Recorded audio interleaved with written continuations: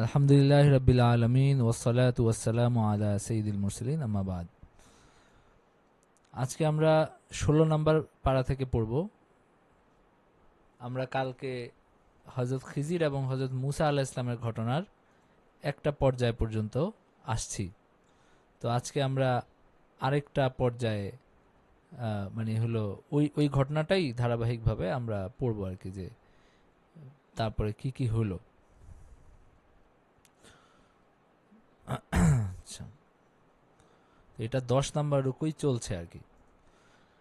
তো আল্লাহ তাআলা বলেন, قال لم أقل لك إنك لن تستطيع معي صبرا قال إن سألتك عن شيء بعدها فلا تصاحبني قد بلغت من لدني عذرا।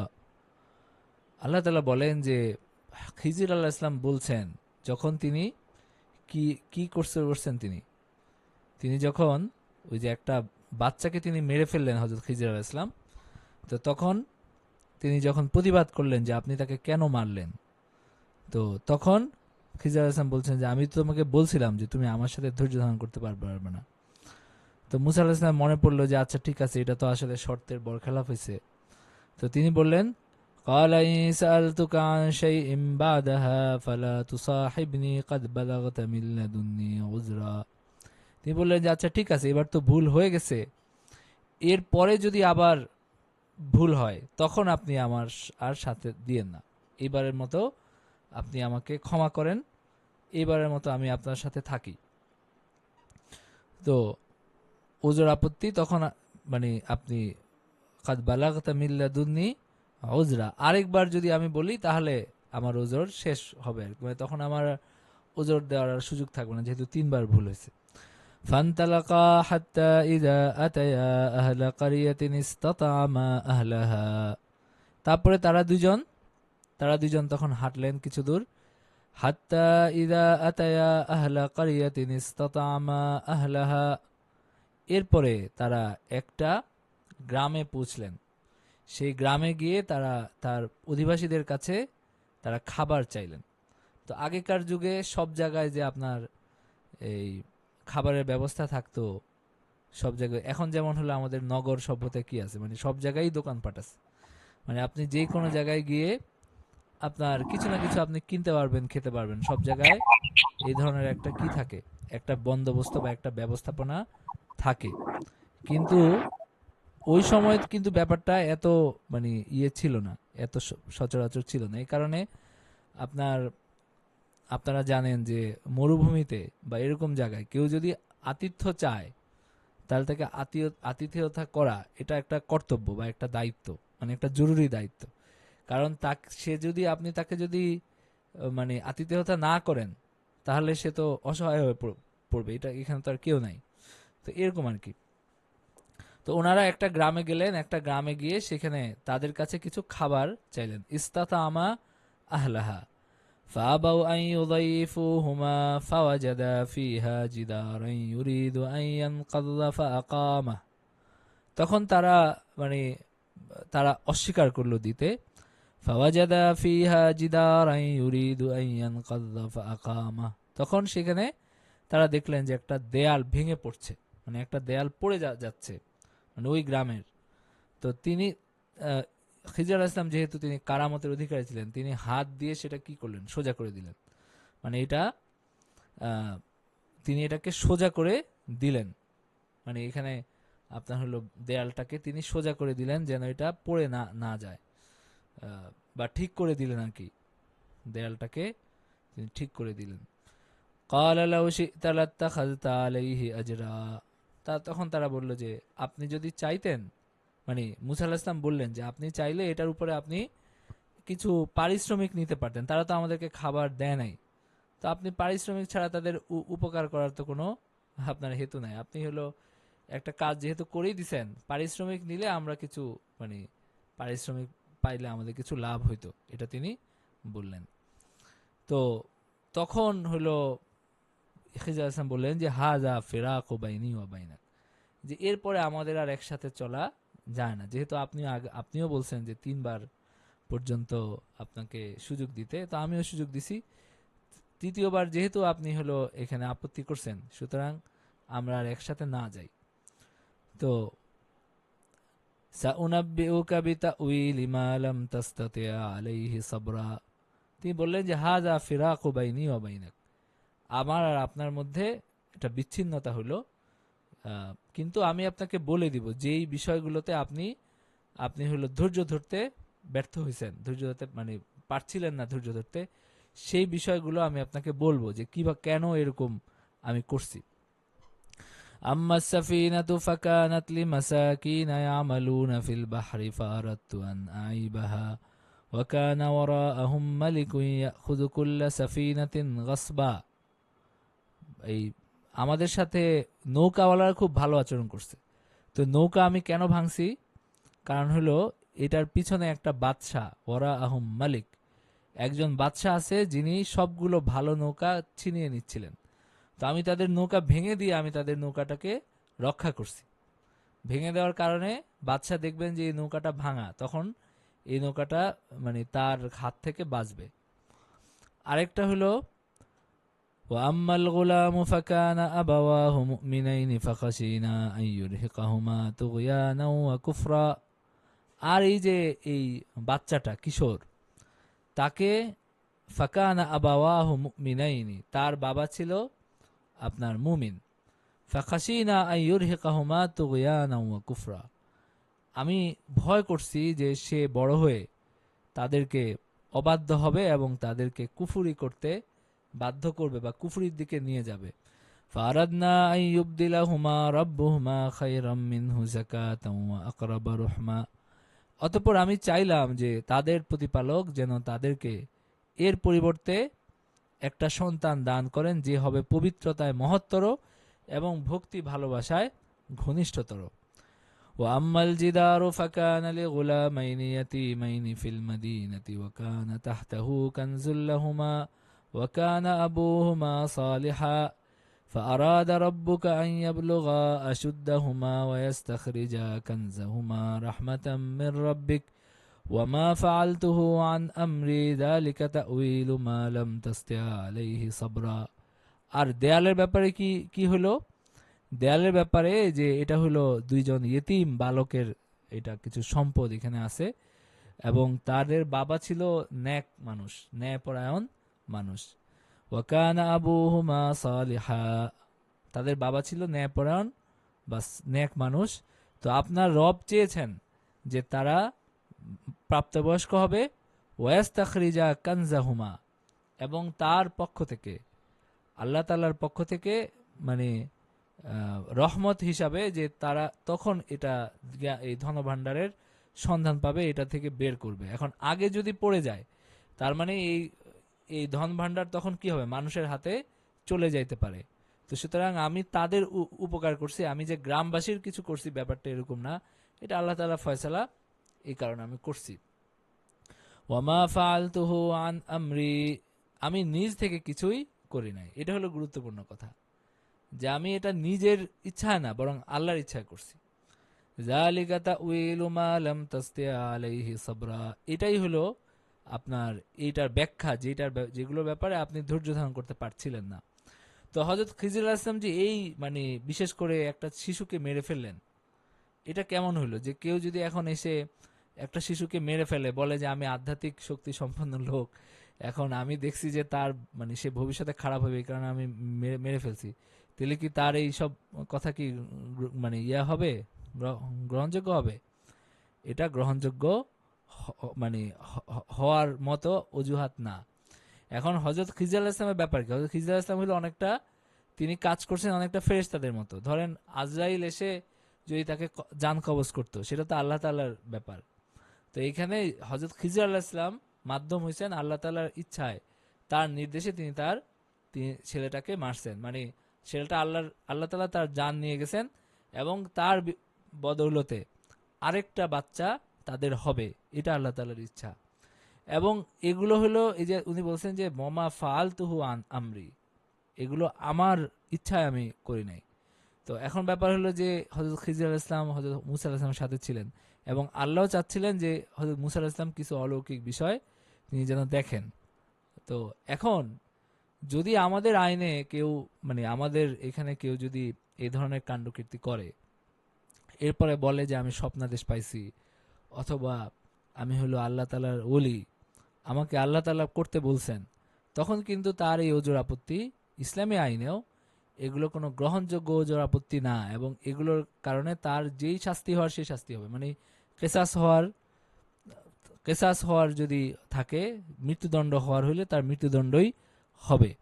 এবং এইসব ওজোর আপত্তি ইসলামী আইনেও জাগতিক আইনেও কোথাও গ্রহণযোগ্য না। তো তাহলে এখানে খিজার আসলাম যে করলেন, মানে এটা তো একটা ইয়া হইতে পারে, কিছু আদর্শ হইতে পারে। তো ব্যাপার হলো, কারো যদি এই ধরনের ক্ষমতা থাকে, মানে আল্লাহ তাকে সরাসরি নির্দেশনা দিচ্ছেন, সে আল্লাহ তাআলার ইচ্ছা বাস্তবায়ন করছে, এরকম যদি থাকে, তাহলে তার উচিত ওই অলৌকিক ক্ষমতা বলে আইনের হাত থেকে বাঁচা।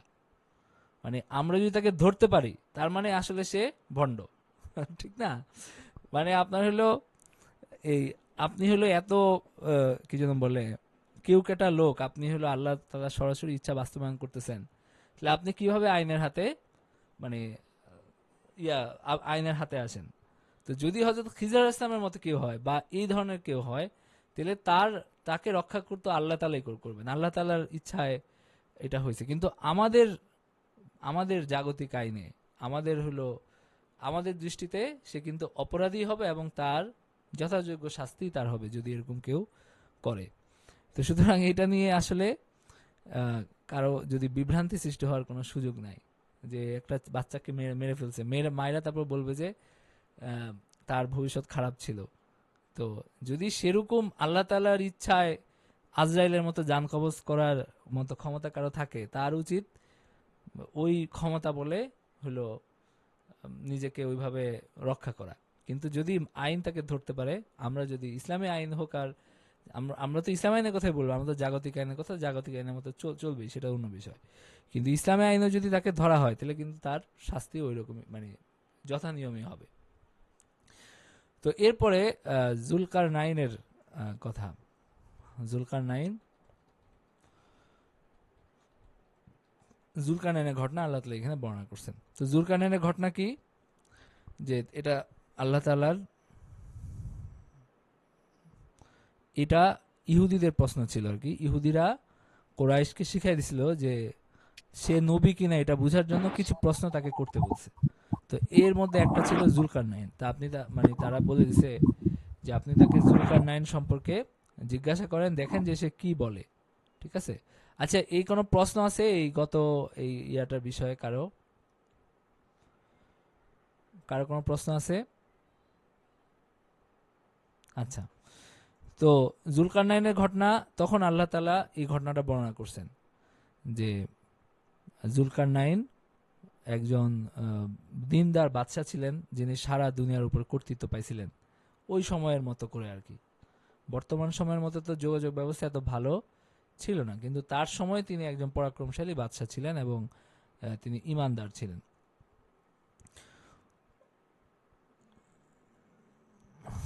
আচ্ছা, তো ওয়াসআলুনাকা আন যিল কারনাইন কুল সাআতলু আলাইকুম মিনহু যিকরা। আল্লাহ তাআলা বলছেন যে আমি এটা বর্ণনা করব।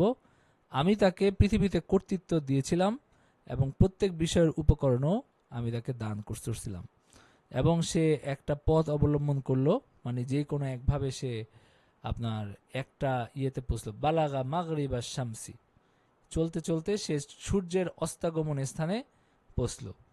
মানে সূর্য অস্ত যায় এরকম একটা জায়গায় গিয়ে পৌঁছলো। ওয়াজাদাহা তাগরুবু ফি আইনিন হামিয়া, সে দেখলো যে একটা পঙ্কিল জলাশয়ে সূর্য অস্ত যাচ্ছে। মানে একটা পঙ্কিল জলাশয়ের ওই পারে সূর্য ডুবছে, এরকম একটা জায়গায় সে গিয়ে পৌঁছলো। আমি তাকে বললাম, হে জুলকারনাইন, তুমি ইহাদিগকে শাস্তি দিতে পারো, অথবা তাদের ব্যাপারে সদয় ভাবে গ্রহণ করতে পারো। মানে তুমি এই যে লোকেরা, সেখানে যে জনপদ আছে, তুমি তাদের সাথে সদয় ব্যবহার করতে পারো, মানে এরকম তুই বললেন। তো ফাআম্মা মান যালামা ফাসাউফা নুআযিবুহু সুম্মা ইউরাদ্দু ইলা রাব্বিহি ফায়ুআযিবুহু আযাবান নুকরা। তখন সে বলল যে কেউ সীমা লঙ্ঘন করবে, আমি তাকে শাস্তি দিব, অতঃপর সে তার প্রতিপালকের নিকট প্রত্যাবর্তিত হবে এবং তিনি তাহাকে কঠিন শাস্তি দিবেন। ও আম্মা মান আমিলা সালেহা, আর যারা ঈমান আনবে, সৎকর্ম করবে, ফালাহু জাযা আনিল হুসনা, সে তার প্রতিদান পাবে এবং আমরা তার প্রতি নম্র ব্যবহার করব। তারপরে সে আরেকটা পথ ধরল, সেখানে তিনি সূর্যের উদয় স্থলে তিনি পৌঁছলেন, মানে সেখানে সূর্য উদিত হয় এমন এক জায়গায়, মানে পূর্বের কোনো জায়গায় তিনি পৌঁছলেন। তো সেখানে তিনি দেখলেন যে একটা কওমের উপর সূর্য উদিত হচ্ছে এবং তারা ওই সূর্য তাপ থেকে রক্ষা করার মতো তেমন কিছু তাদের কাছে নাই। তো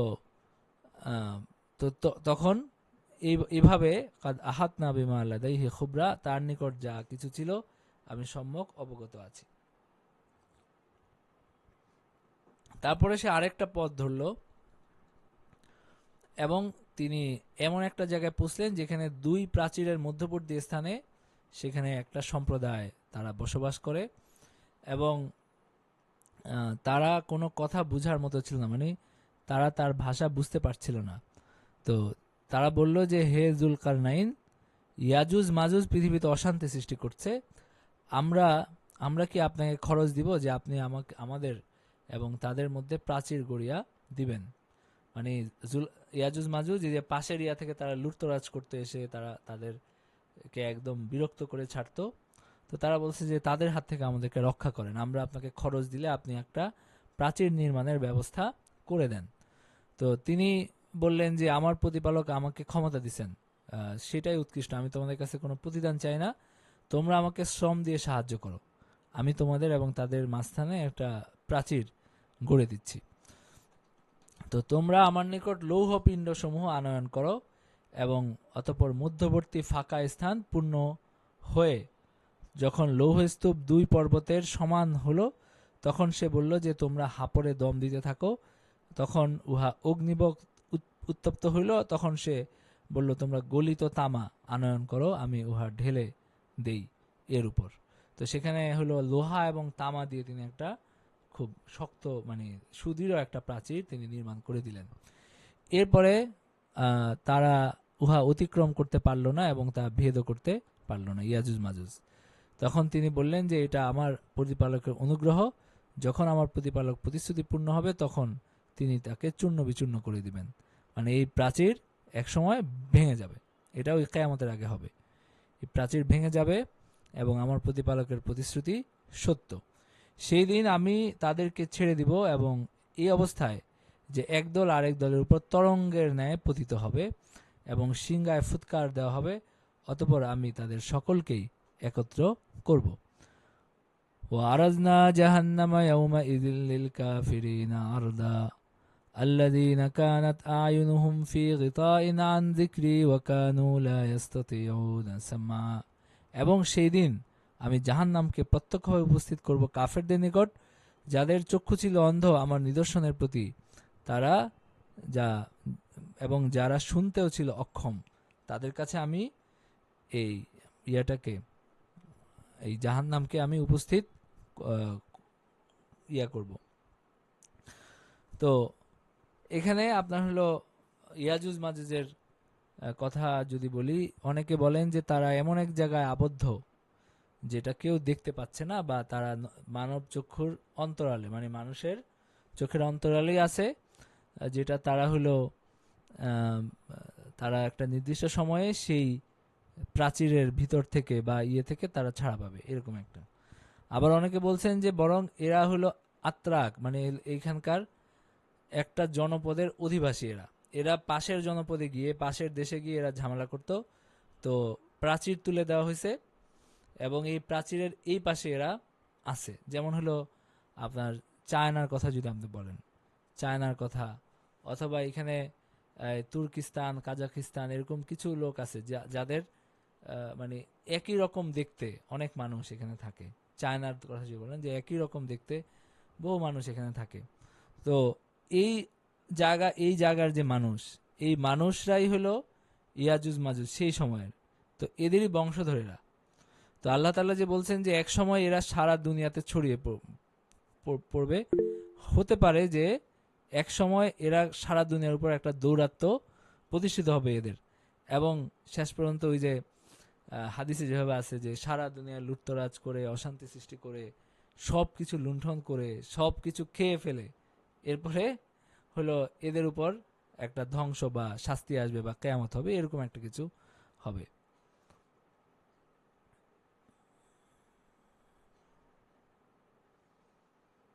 না, এগুলো রূপক কথা, এগুলো রূপক অর্থ আর কি, যে ইয়াজুজ মাজুজ প্রতিদিন দেয়াল ভাঙতে থাকে এবং এক পর্যায়ে দেয়াল পুরো হয়ে যায়। ব্যাপারটা হলো যে এগুলো রূপক অর্থ আর কি, যে তারা সারা দুনিয়ায় তো ছড়ায় পড়তে পারতেছে না, তারা এক জায়গায় আবদ্ধ হয়ে আছে।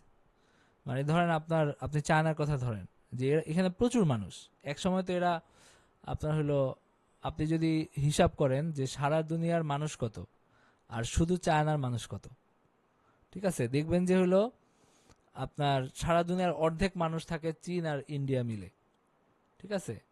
সারা দুনিয়ার কত মানুষ আপনার হলো 600 কোটি মানুষ, শুধু চায়নাতে 100 কোটি মানুষ থাকে, শুধু ইন্ডিয়াতে 100 কোটি মানুষ থাকে। তো এখন এই লোকগুলা এখানে কি আছে, এখানে একটা অদৃশ্য একটা ইয়াতে একটা আবদ্ধ হয়ে আছে। তারা তারা যে সব জায়গায় ছড়িয়ে পড়তে পারতেছে, লুটতরাজ করতে পারতেছে, ব্যাপারটা এরকম না। কিন্তু একটা পর্যায়ে এরকম হইতে পারে যে যেমন হলো এখন সারা দুনিয়ার উপর কাদের রাজত্ব, ধরেন আপনার পশ্চিমাদের রাজত্ব। তো পশ্চিমাদের রাজত্ব, পশ্চিমারা অনেক খারাপ, অনেক কিছু তারা বাড়াবাড়ি করতেছে, অনেক কিছু করতেছে, কিন্তু হয়তো আরো তুলনামূলক অন্যদের চেয়ে কিছু জায়গায় এসে তারা ভালো, তারা একটা একটা কি যেন একটা সীমা মেনটেন করতে করতেছে। তো অনেকের এটা শুনলে খারাপ লাগবে যে এটা তারা কেমনে ভালো হলো, এত রক্তারক্তি এত কিছু তারা করতেছে। কিন্তু ব্যাপার হলো যে হইতে পারে যে অন্য কোনো শক্তির তুলনায় তারা একটা সীমার মধ্যে কি নিজেদেরকে অন্তত থামায়, যে আচ্ছা আমরা এইটুক করবে, এর বেশি না যাই, ঠিক আছে। তো হইতে পারে যে এরকম একটা জাতি যারা সারা দুনিয়ার উপর হঠাৎ করে কর্তৃত্ব পাবে, বা এখন তো তারা হলো অন্যদের, আল্লাহ তাআলা বলছেন না যে আল্লাহ তাআলা শক্তির ভারসাম্য তৈরি করে রাখেন যেন মানুষ অতিরিক্ত বেড়ে না যায়। কেউ অতিরিক্ত বাড়লে তার ভয় থাকে কি, যে অন্যান্য শক্তিগুলো আমাকে ধরবে। অলাউল্লাহ দাফাউল্লাহিন নাসা বাদাহুম বিবাদ, আল্লাহ মানুষের কতককে কতকের মাধ্যমে আল্লাহ তাআলা প্রতিহত করেন, যেন দুনিয়াতে একটা কি থাকে, শক্তির ভারসাম্য থাকে, সবাই কিছু কিছু ভালো থাকতে বাধ্য হয়। কিন্তু এটা হতে পারে যে হঠাৎ করে তারা একটা হলো যুদ্ধের মাধ্যমে বা কোনো কিছুর মাধ্যমে সারা দুনিয়ার উপর একটা কর্তৃত্ব পাবে, তাদেরকে ঠেকানো কেউ থাকবে না, তারা যাচ্ছে তাই করবে। তো এই ধরনের একটা কিছু হওয়ার সম্ভাবনা আছে আর কি। আবার এটাও হইতে পারে যে কোনো একটা অদৃশ্য জায়গা থেকে, কারণ দুনিয়া তো আসলে রহস্যের একটা আপনার সব রহস্য যে উন্মুক্ত হয়ে গেছে ওটা এরকম না। যেমন হলো এখানে বলা হয়েছে যে একজন লিখছেন যে হলো আপনার তারা ভাঙতে থাকে, ভাঙতে ভাঙতে আবার পুরো হয়ে যায়, শিয়া হয়ে যায়। এগুলো আহ, যদিও আমি মনে করি যে রূপক বা ভাবে তাদের অবস্থা বর্ণনা করা হয়েছে, যে তারা উন্নতি করতে করতে একটা আল্লাহ কি করে রাখছেন, সীমা ধরে রাখছেন, যে এর বেশি আর তাকে উঠতে দেন না। আমাদের দেশেও কিছু কিছু দলের ব্যাপারে দেখবেন যে আল্লাহ তাআলা তারা ওই যে বানরের মতো বাইতে বাইতে বাইতে বাইতে কি হয়, অনেক উপরে উঠে আবার হলো ওই বানরের লাঠি পাওয়ার মতো আবার জিরোতে নামে, উঠতে উঠতে উঠতে উঠতে অনেক দূর উঠে আবার জিরোতে নামে। ওই চূড়ান্ত সফলতায় কি হইতে পারে না, কখনোই পৌঁছতে পারে না। কেন? কারণ আল্লাহ তাআলা চান না, আল্লাহ তাআলা তাদের সফলতা আল্লাহ তাআলা চান না, তাদের হলো কোনো কারণে, এটা তার হেকমত এবং আল্লাহ তাআলার ইচ্ছা এটা, যে এটা এখন হবে না। তো যেটা হবে না তখন আল্লাহ তাআলা কি কি কি করেন, তখন হলো তারা দেখবেন যে সব কিছু আছে, মানে তাদের যত রকম বৈষয়িক শক্তি থাকা দরকার সব কিছু আছে, তাদের জনশক্তি আছে, তাদের হলো আপনার হলো সরঞ্জাম আছে, তাদের জ্ঞান বুদ্ধি সবচেয়ে ভালো, সব কিছু, তাও হয় না। কেন হয় না? কারণ আল্লাহ তাআলা এইটা তাদেরকে হলো একটা, আল্লাহ তাআলা সময় না আসা পর্যন্ত, তার যে পরিকল্পনা, তার যে প্ল্যান, সময় না আসা পর্যন্ত কি কি কি করবেন না, এটা হইতে দিবেন না। তো এটা এরকম আর কি। তো এইটা এই যে এখানে যেভাবে বলা হয়েছে যে তারা প্রাচীর ভাঙতে ভাঙতে ভাঙতে ভাঙতে একটা পৌঁছে আবার সকালে এসে দেখে কি প্রাচীর পূর্ণ হয়ে আছে, মানে পুরা হয়ে আছে। এর মানে কি? মানে হলো তারা মানে করেন যে সারা পৃথিবীর উপর রাজত্ব করার যে স্বপ্ন, সেখানে দৌড়াইতে দৌড়াইতে দৌড়াইতে দৌড়াইতে একটা জায়গায় যায়, আবার পিছায়া যায়, আবার অন্যরা শক্তিশালী হয়ে যায়, এরকম ভাবে হয়ে আসছে। ঠিক আছে, যেমন চীনের সারা দুনিয়ার উপর দৌরাত্ম্য কিন্তু বহু মানে পুরনো কালের, মানে তারা অনেকবারই শক্তিশালী হয়েছে। যেমন আপনার তাতারদের কথাই আপনার ধরেন, সারা বাংলাদেশ মানে সারা দুনিয়ার উপর তাতাররা যে হামলা করছে এবং তাতাররা যেভাবে ছড়ায় পড়ছে, এটা অনেকটা ইয়াজুজ মাজুজের এই ছড়ায় পড়ার মতো।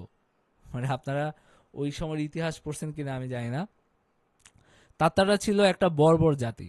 বর্বর মানে হলো একদমই বকলম এবং হলো মূর্খ, কোনো সভ্য জাতি না। মানে হলো ধরেন আপনার খ্রিস্টানদের মধ্যে কি আছে বা রোমানদের মধ্যে কি ছিল, একটা সভ্যতা ছিল। আপনার ইরানিদের মধ্যে কি ছিল, একটা সভ্যতা ছিল। মানে তাদের একটা কিছু শিক্ষা দীক্ষা, কিছু সংস্কৃতি, কিছু আপনার হলো আদব কায়দা, আদব দেহাজ, তাদের একটা তর তরিকা, মানে যেভাবে একটা রাজ্য চলে, এরকম কিছু ছিল। কিন্তু তাতাররা যেটা ছিল, এটা ছিল একদমই হলো ধরেন আমাদের চাকমা মারমা অথবা উপজাতি, বা হলো একটা বনে ধরেন একদম শিক্ষার আলো বঞ্চিত কিছু মানুষ বাস করে এরকম। তো হঠাৎ করে তারা কি হলো, তারা কোনো একটা কারণে তাদের সাথে দ্বন্দ্ব হলো মুসলমান খাওয়ারিজ একজন বাদশার। তো সেখানে তারা মানে উনি বাড়াবাড়ি করছেন, তাদেরকে একদমই পাত্তা দেন নাই, তাদের দুধকে হত্যা করে ফেলছেন, এরকম একটা ঘটনা ঘটছে। তারপরে তার উপরে তারা হামলা করছে এবং তারা বুঝতে পারছে যে আমরা তো আসলে অনেক শক্তিমান। এবং এর আগে আরেকটা ঘটনা ঘটছে যে একজন বাদশাহ, তার জন্ম মানে সে একটা ক্যারিসমেটিক লিডার হয় না অনেক, যে সে সবাইকে ঐক্যবদ্ধ করতে পারছে। নর্মালি তারা ছোট ছোট ছোট ছোট গোত্রে ভাগ হয়েছিল, ওই মঙ্গল যারা তাতার মঙ্গল, তো তাদেরকে সে ঐক্যবদ্ধ করছে, ঐক্যবদ্ধ করে সে একটা শক্তি হয়ে উঠছে। মানে মানে হলো আগে যাদেরকে কেউ পাত্তা দিত না, তারা একটা শক্তি হয়ে উঠছে। তো এবং হলো সেখানে হামলা করছে, সেখান থেকে সারা মুসলিম দুনিয়া একদম তছনছ করে ফেলছে তার কিছুদিনের মধ্যে। মানে আপনার এই যে হালাকু খান, তাই সে গিয়ে বাগদাদের খেলাফত একদম মিসমার করে করে দিছে। এবং মানুষ মারছে হলো মানে অগণিত, মানে কত মানুষ যে মারছে। এবং হলো আপনার এই যে বাগদাদের যে লাইব্রেরি ছিল, সেই লাইব্রেরির কিতাব একটা সভ্য জাতি যদি বাগদাদ দখল করতো, তারা কি করতো, এগুলো সংরক্ষণ করতো, তাই না? তো বাগদাদের গ্রন্থাগার পুরাটা দজলানিতে ভাসায় দেওয়া হয়েছে। বলা হয় যে বাগদাদ কিছুদিন হলো মানুষের রক্তে পানি লাল হয়ে গেছিল, এরপরে বাগদাদের এই নদীর পানি কালো হয়ে গেছে শুধু এই আপনার হলো এই কিতাবের কালিতে। তো এরকম এত বেশি আপনার হলো কিতাবাদি, তারা জ্ঞান চর্চা করছে অনেক। মুসলমানদের তখন জ্ঞান চর্চার একটা ব্যাপক একটা প্রচলন ছিল, কিন্তু তারা সামরিক শক্তিতে পিছিয়ে পড়ছে, তাদের রাষ্ট্র ব্যবস্থা খুব দুর্বল ভঙ্গুর হয়ে গেছিল আর কি। তো আল্লাহ তাআলা এই কারণেই হয়তো শাস্তি দিচ্ছেন। তো তখন এরকম ঘটছে। এবং আমাদের এখনো অনেক কিতাব আছে, যেমন আপনারা তাবরানির কথা শুনেন নাকি, যে অনেক হাদিসে দেখবেন যে তাবরানি লেখা। তো তাবরানি পুরাটা পাওয়া যায় না, কারণ হলো এই দাজলা নদীতে ভাসায় দেওয়া হয়েছিল। এরপরে অল্প যেইটুকু উদ্ধার হয়েছে এইটুকুই পাওয়া যায়। এরকম অনেক কিতাব আছে যেগুলো একসময় লেখা হয়েছে, অনেক আপনার সুনাম আছে, কিন্তু ওই কিতাব হারায় গেছে এই আপনার হলো বাগদাদের হামলার পরে এবং দজলা নদীতে সব ভাসায় দেওয়ার পরে। তা আমি বলতেছি যে ইয়াজুজ মাজুজের ঘটনাটা এই ধরনের একটা কিছু হওয়ার সম্ভাবনা আছে, এবং হাদিসে যেভাবে বর্ণিত আছে এবং এভাবে যেভাবে বর্ণিত আছে, এগুলো হলো যে কিরকম হইতে পারে, এইভাবে একটা রূপক ভাবে তাদের উত্থানের এবং একটা বলা হয়েছে। তো যাই হোক, এটা নিয়ে আমরা আর বেশি কথা না বলে, এটা নিয়ে অনেক রকম গবেষণা আছে, অনেক কিছু আছে। তো এটা আল্লাহ তাআলা ভালো জানেন আসলে যে কিভাবে কি হবে। আচ্ছা, 12 নম্বর রুকুতে অনেক সময় চলে গেল না। 12 নম্বর রুকুতে হলো বিচার দিবসে মুশরিক এবং বিশ্বাসীদের ভাগ্য প্রসঙ্গে আল্লাহর বাণী অগণিত এবং সব লিপিবদ্ধ করা সম্ভব নয়। হযরত মুহাম্মদ সাল্লাল্লাহু আলাইহি ওয়াসাল্লাম তোমাদের মতোই একজন মানুষ। এই বিষয়গুলো 12 নম্বর রুকুতে আছে।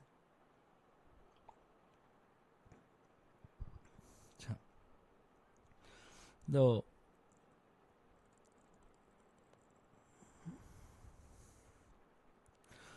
যারা কুফরি করছে তাদের কি তারা কি মনে করে যে তারা আমার পরিবর্তে আমার বান্দাদিগকে অভিভাবক রূপে গ্রহণ করবে? আমি কাফেরদের আপ্যায়নের জন্য প্রস্তুত রেখেছি জাহান্নাম।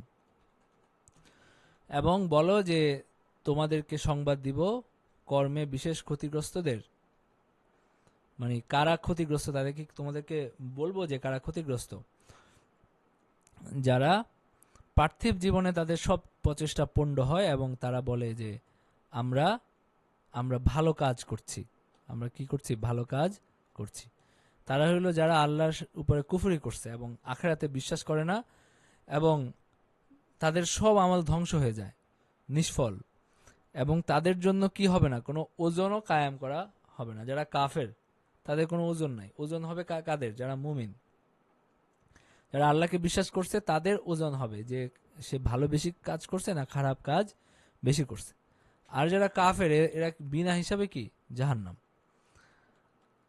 ذلك جزاؤهم جهنم بما كفروا واتخذوا آياتي ورسلي هزوا।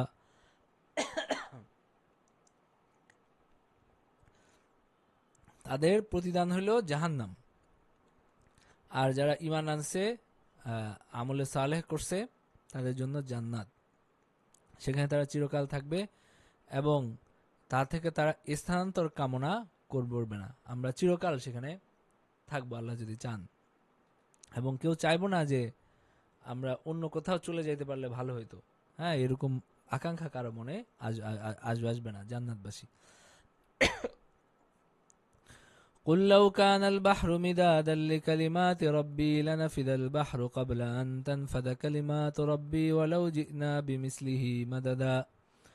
বলো যে আমার প্রতিপালকের কথা লিপিবদ্ধ করার জন্য সমুদ্র যদি কালি হয়, তবে আমার প্রতিপালকের কথা শেষ হওয়ার আগেই সমুদ্র নিঃশেষ হয়ে যাবে, আর এর সাহায্যার্থে আরো অনুরূপ আরো সমুদ্র যদি আনা হয় তা এরপরও এটা হবে। তার মানে আল্লাহ তাআলার কালিমা, আল্লাহ তাআলার কথা, এটার ব্যাপ্তি কত বিশাল, এটা আল্লাহ তাআলা বলছেন।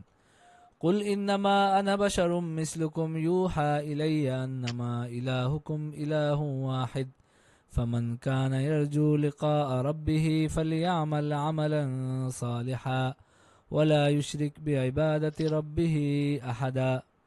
বলো যে ইন্নামা আনা বাশারুম মিসলুকুম, আমি তোমাদের মতো একজন মানুষ, আমার কাছে ওহী করা হয় যে তোমাদের ইলাহ এক ইলাহ, এবং যারা আল্লাহর লেখা বা সাক্ষাতের আশা করবে এবং ভালো কাজ করবে এবং তার সাথে কোনো শরিক না করবে মরবে, তাদের কি ফামান কানা ইয়ারজু লিকা রাব্বিহি ফালইয়ামাল আমালান সালিহা, যারা আল্লাহর সাক্ষাৎ চায় তারা যেন সৎ কাজ করে, এবং ওয়ালা ইউশরিক বিইবাদাতি রাব্বি আহাদা, তারা যেন আল্লাহর সাথে কাউকে শরিক না করে। এটা হলো আল্লাহ তাআলা বললেন। তো এই বিষয়ে কারো কোনো প্রশ্ন আছে? আমরা সূরা কাহাফ শেষ করলাম আর কি। কারো কোনো প্রশ্ন আছে? যতটুকু আমরা পারলাম আর কি, যতটুকু আমাদের হলো সহজ হলো আমরা বুঝলাম, এর বেশি তো আর আমরা বিস্তারিত ইনশাআল্লাহ পরে যে কোনো সময় আমরা পড়ব। এরপরে সূরা মারিয়াম। সূরা মারিয়ামে কাফা ইয়া আইন সাদ যিকরু রাহমাতি রাব্বিকা আবদাহু যাকারিয়া ইয নাদা রাব্বাহু নিদাআন খাফিয়া قال رب إني وهن العظم مني واشتعل الرأس شيبا ولم أكن بدعائك رب شقيا وإني خفت الموالي من ورائي وكانت امرأتي عاقرا فهب لي من لدنك وليا। কত সুন্দর আয়াতগুলো। মানে এটা আবার আমি বলছি না যে এক এক সূরার এক এক রকম ইয়া, তো এটা আবার অন্যরকম। কাফা ইয়া আইন সাদ যিকরু রাহমাতি রাব্বিকা আবদাহু যাকারিয়া। আল্লাহ তাআলা কাফা ইয়া আইন সাদ বলে, হরফে মুকাত্তাআত বলে আল্লাহ তাআলা বলতেছেন যে এটা তোমার প্রতিপালকের অনুগ্রহের বিবরণ তার বান্দা জাকারিয়ার প্রতি। ইজনাদা রাব্বাহু নিদাআন খাফিয়া, যখন সে নিভৃতে তার প্রতিপালককে ডাকলো এবং বলল যে হে আমার রব, আমার অস্থি দুর্বল হয়ে গেছে, বার্ধক্যে আমার মস্তক শুভ্রোজ্জ্বল, ওয়াস্তাল আর রাসু শাইবা, আমার মাথা কি হয়ে গেছে আগুনের মতো, মানে আপনার হলো ইস্তালা মানে হলো আগুন প্রজ্বলিত হওয়া, তো সাদা হলো, এমন সাদা হয়েছে যে এখন একটা সাদা শিখার মতো কি হয়ে গেছে, একদম উজ্জ্বল সাদা আর কি। ওয়ালাম আকুম বিদুআইকা রাব্বি শাকিয়া, আমি তো আপনার কাছে দোয়া করে কখনো কি হই নাই, কখনো ব্যর্থতা আমার মধ্যে আসে নাই, তো আমাকে হলো আপনি আপনার আপনার দোয়া কি করেন, কবুল করেন।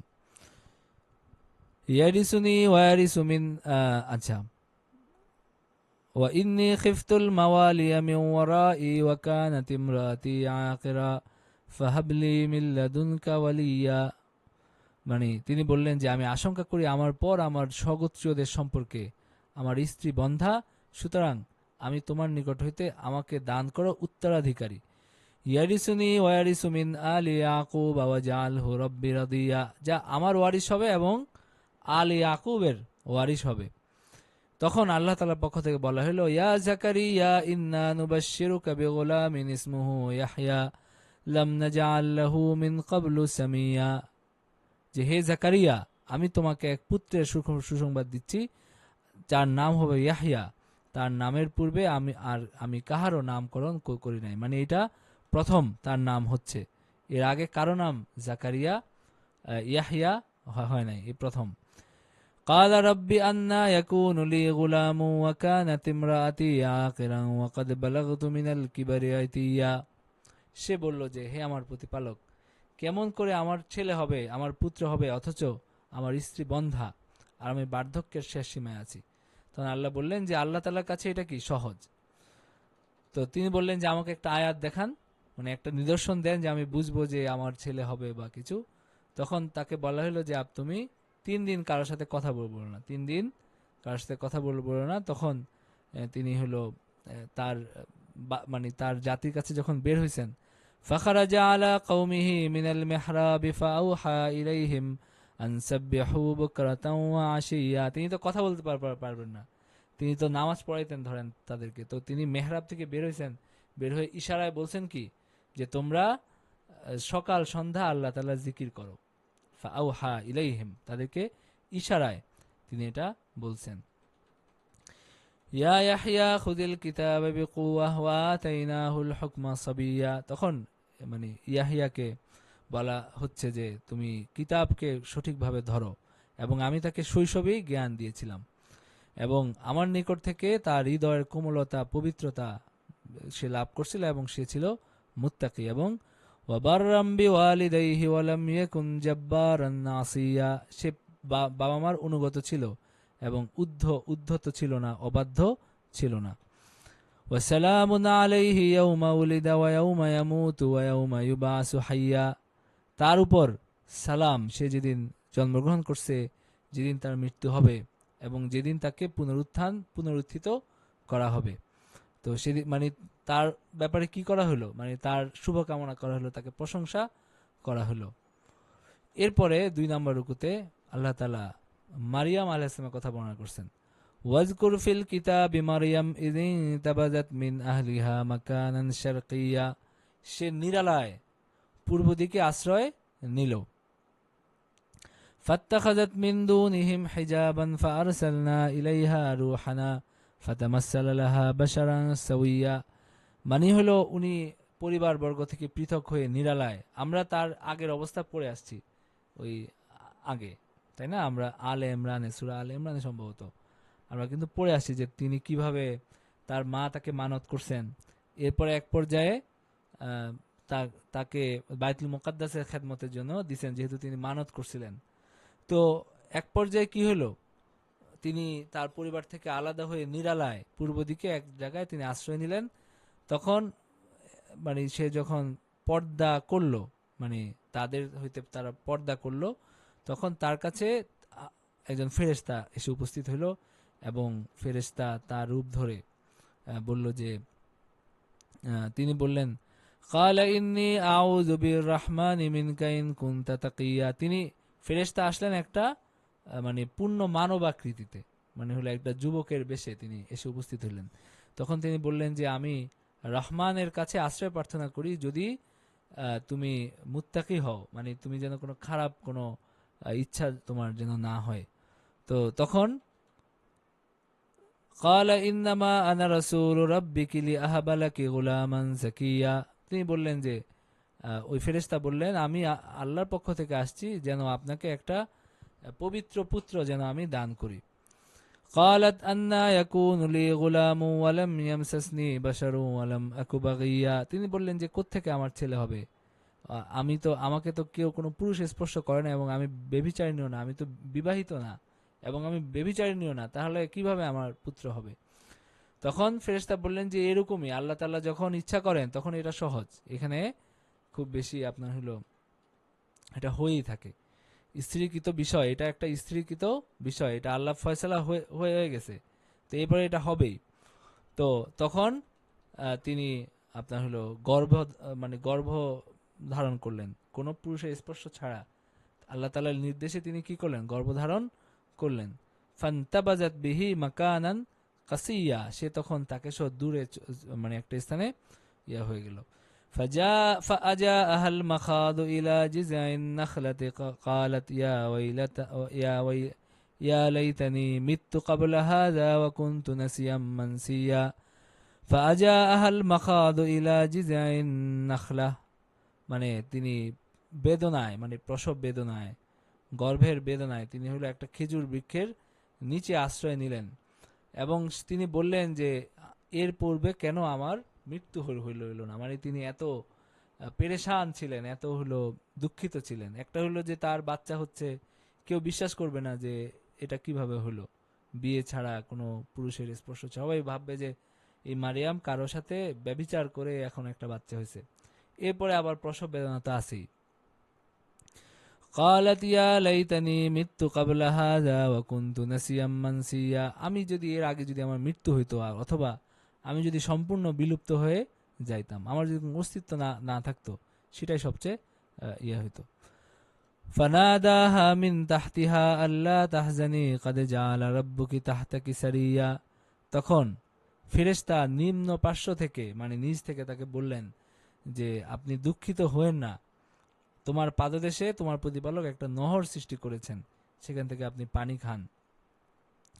ওয়াহুজ্জি ইলাইকি বিজযাইন নাখলাতি তুসাকিত আলাইকি রুতবান জানিয়া, আর হলো খেজুর গাছে নাড়া দিলে আপনার কি পড়বে, খেজুর পড়বে, সেটা খেয়ে এবং পানি খেয়ে আপনি হলো জীবন ধারণ করেন। ফাকুলি ওয়াশরাবি ওয়াকাররি আইনা ফাইম্মা তারাইন্না মিনাল বাশারি আহাদান ফাকুলি ইন্নী নাযারতু লিররহমানি সাওমা ফালান উকাল্লিমাল ইয়াওমা ইনসিয়া, আপনি খান, পান করেন, নিজের চোখ শীতল করেন এবং ফাইম্মা তারাইন্না মিনাল বাশারি আহাদা, কোনো মানুষ দেখলে বলবেন যে আমি রোজা আছি, আমি এখন কথা বলতে পারবো না, আমি রোজা আছি। ফাতাত বিহি কওমাহা তাহমিলুহু, এরপরে তিনি কি করলেন, সেই বাচ্চাকে নিয়ে তার কওমের কাছে আসলেন। সেই বাচ্চাকে নিয়ে, একটা বাচ্চা নিয়ে আসছেন, বিয়ে হয় নাই, এরকম একটা অবস্থা। ক্বালা ইয়া মারইয়ামু লাকাদ জি'তি শাইআন ফারিয়া, তুমি তো একটা অদ্ভুত কাণ্ড করছো। ইয়া উখতা হারুন মা কানা আবুকি ইমরা সাউইন ওয়া মা কানাত উম্মুকি বাগিয়া, হে মারিয়াম, হে হারুনের বোন, তোমার বাবা তো ভালো মানুষ ছিল, তোমার বাবা তো খারাপ মানুষ ছিল না, আর তোমার মাও ব্যভিচারিণী ছিল না, তুমি তো ভালো বাবা মায়ের সন্তান, তোমার কাছে তো আমরা এটা আশা করি নাই, তুমি কিভাবে এই ধরনের একটা কাণ্ড করলা। ফাআশারাত ইলাইহি ক্বালু কাইফা নুকাল্লিমু মান কানা ফিল মাহদি সাবিয়া, তিনি বললেন যে আমার কিছু বলার নাই, এই বাচ্চাই বলবে যে কি হয়েছে, এই বাচ্চার কাছ থেকে শুনেন। তো আল্লাহ তাআলা এই বাচ্চাকে একটা এই কথা বলার মুজিজা দিয়েছেন কেন, যেন মানুষ অন্তত বুঝতে পারে যে এটা অলৌকিক বিষয়, এখানে আপনার হলো যেটা তাদের মনে হচ্ছে সেরকম না। قال إني عبد الله آتاني الكتاب وجعلني نبيا وجعلني مباركا أينما كنت وأوصاني بالصلاة والزكاة ما دمت حيا, তখন হলো ঈসা আলাইহিস সালাম ইয়াকুব বলে উঠলেন, তিনি কথা বলার বয়সে না, তখন জন্ম হয়েছে 2 দিন আগে, তো কথা বলার তো কোনো কারণ নাই, কিন্তু খুব স্পষ্টভাবে তিনি বললেন যে আমি আল্লাহর বান্দা, আমাকে আল্লাহ কিতাব দিয়েছেন এবং আমাকে নবী বানাইছেন আল্লাহ তাআলা আমাকে। ওয়াজআলানি মুবারাকান আইনামা কুনতু ওয়া আওসানি বিস সালাতি ওয়াজ যাকাতি মা দুমতু হাইয়া, এবং আমাকে আল্লাহ তাআলা বরকতময় করছেন এবং তিনি আমাকে বলছেন যেন আমি যতদিন জীবিত থাকি ততদিন যেন আপনার নামাজ আদায় করি, জাকাত দেই।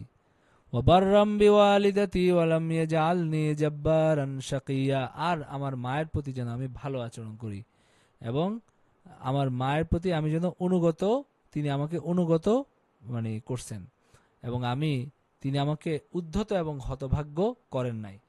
তার মানে উদ্ধত হওয়া কি হতভাগ্য হওয়ার কারণ, মায়ের সাথে উদ্ধত আচরণ করা এটা হতভাগা হওয়ার কারণ। তো মায়ের প্রতি ভালো আচরণ করা আসলে সৌভাগ্যবান হওয়ার কারণ। ওয়াবাররাম বিওয়ালিদাতি, আমাকে আমার মায়ের প্রতি বিনয়ী বিনম্র আল্লাহ তাআলা বানাইছেন এবং তিনি আমাকে বানান নাই জাব্বারান শাকিয়া, উদ্ধত এবং হতভাগ্য। ওয়াসসালামু আলাইয়া ইয়াউমা উলিদতু ওয়া ইয়াউমা আমুতু ওয়া ইয়াউমা উবআসু হাইয়া। ওয়াসসালামু আলাইয়া, এবং আমার উপরে সালাম যখন আমার জন্ম হয়, আমি জন্মলাভ করেছি, যেদিন আমার মৃত্যু হবে এবং যেদিন জীবিত অবস্থায় আমি উত্থিত হব সেদিন। তো যালিকা ঈসা ইবনে মারইয়াম কাউলাল হাক্কিল্লাযী ফীহি ইয়ামতারুন, এটা হলো ঈসা ইবনে মারইয়ামের ইতিহাস এবং আমি যা বললাম সত্য কথা, যে বিষয়ে তারা বিতর্ক করে, নানান কিছু বলে। তো সন্তান গ্রহণ করা আল্লাহর কাজ না, মানে আবার তারা এক পক্ষ কি বলে তিনি জারজ সন্তান, আরেক পক্ষ বলে তিনি আল্লাহ তাআলার সন্তান। তো কোনোটাই কিনা ঠিক না, বরং তিনি আল্লাহ তাআলার বান্দা এবং অলৌকিক সৃষ্টি, এটাই হলো বাস্তব ব্যাপার। তো যখন আল্লাহ তাআলা যখন কোনো সিদ্ধান্ত নেন তখন এটা হয়। তাহলে আল্লাহ তাআলা কেন করলেন এটা, মানে এই ধরনের একটা অদ্ভুত ঘটনা কেন ঘটাইলেন? কারণ হলো এই দুনিয়াটা কি আল্লাহ তাআলার লীলা খেলা এবং পরীক্ষার জায়গা। তো এইখানে বিভিন্ন রকম এইসব ঘটনা ঘটে কি হয়, অস্পষ্ট সৃষ্টি হয়, সন্দেহ সৃষ্টি হয়। তখন কি হয়, মানুষের মধ্যে বিশ্বাসের পরীক্ষা হয়, মানুষের কাজের পরীক্ষা হয়। তো এটা এইভাবে এগুলো কি ঘটতে থাকে, এটা হলো দুনিয়ার নিয়ম। তো ফাখতালাফাল ওয়া ইন্নাল্লাহা রাব্বি ওয়া রাব্বুকুম ফা'বুদু হাযা সিরাতুম মুস্তাকিম, আল্লাহই আমার প্রতিপালক এবং তোমাদের প্রতিপালক, সুতরাং তোমরা তার ইবাদত করো, ইহাই সরল পথ। তো অতঃপর দলগুলা নিজেদের মধ্যে মতানৈক্য করল, সুতরাং দুর্ভোগ কাফেরদের জন্য মহাদিবসের আগমনকালে। আর তারা যেদিন তোমার কাছে আসবে সেদিন তারা কত স্পষ্ট শুনিবে এবং দেখবে, কিন্তু জালেমরা স্পষ্ট বিভ্রান্তিতে আছে। তারা যেদিন আমার কাছে আসবে মানে কিয়ামতের দিন, তারা স্পষ্ট সবকিছু বুঝতে পারবে। এবং তাদেরকে সতর্ক করে দাও পরিতাপের দিবস সম্বন্ধে, যখন সকল সিদ্ধান্ত হয়ে যাবে এবং তারা গাফেল এবং তারা বিশ্বাস করে না। নিশ্চয়ই পৃথিবীর এবং উহার উপর যারা আছে তাদের চূড়ান্ত মালিকানা আমারই থাকবে এবং তারা আমার নিকট প্রত্যানীত হবে। তো এই গেল হলো আপনার মারিয়াম আলাইহিস সালামের ঘটনা। এরপরে আল্লাহ তাআলা এখানে বলতেছেন ইব্রাহিম আলাইহিস সালামের ঘটনা, যে ইব্রাহিম ছিলেন একজন সত্যনিষ্ঠ নবী এবং তার বাবাকে তিনি বলছেন যে, জি সালমা ইয়াসমিন জি বলেন। হ্যাঁ, একটা প্রশ্ন, সেটা হচ্ছে ঈসা আলাইহিস সালাম কি ওই একবারই কথা বলেছিলেন নাকি এরপর থেকে তিনি মানে কথা মানে বলতেছিলেন এরকম কিছু একটা? না না, মুজিজা হিসাবে তিনি তখনই কথা বলছিলেন এরকম। মানে এরপরে তিনি স্বাভাবিক শিশুর মতো পরে হ্যাঁ বড় হ্যাঁ হয়েছে, হ্যাঁ, বড় পরে হওয়ার বড় পরে কথা হয়েছেন, বল। পরে বড় আচ্ছা হয়েছেন আচ্ছা। এরকমই আর কি। তো এরকম আরো দুইটা ঘটনার কথা বলা হয়, হাদিসে আছে যে তিনজন মানুষ দোলনায় কথা বলছে এরকম। একজন ঈসা আলাইহিস সালাম, আরেকজন এরকম ছিলেন যে সেখানেও একজন একজন হলো বুজুর্গ ব্যক্তির উপর অপবাদ আসছিল। তো তখন শিশুটা বলছে যে না, উনি আমার বাবা না, মানে সবাই সন্দেহ করতেছিল যে তার কারণে কিছু হয়েছে, মানে তাকে জিনাকার সন্দেহ করা হচ্ছিল।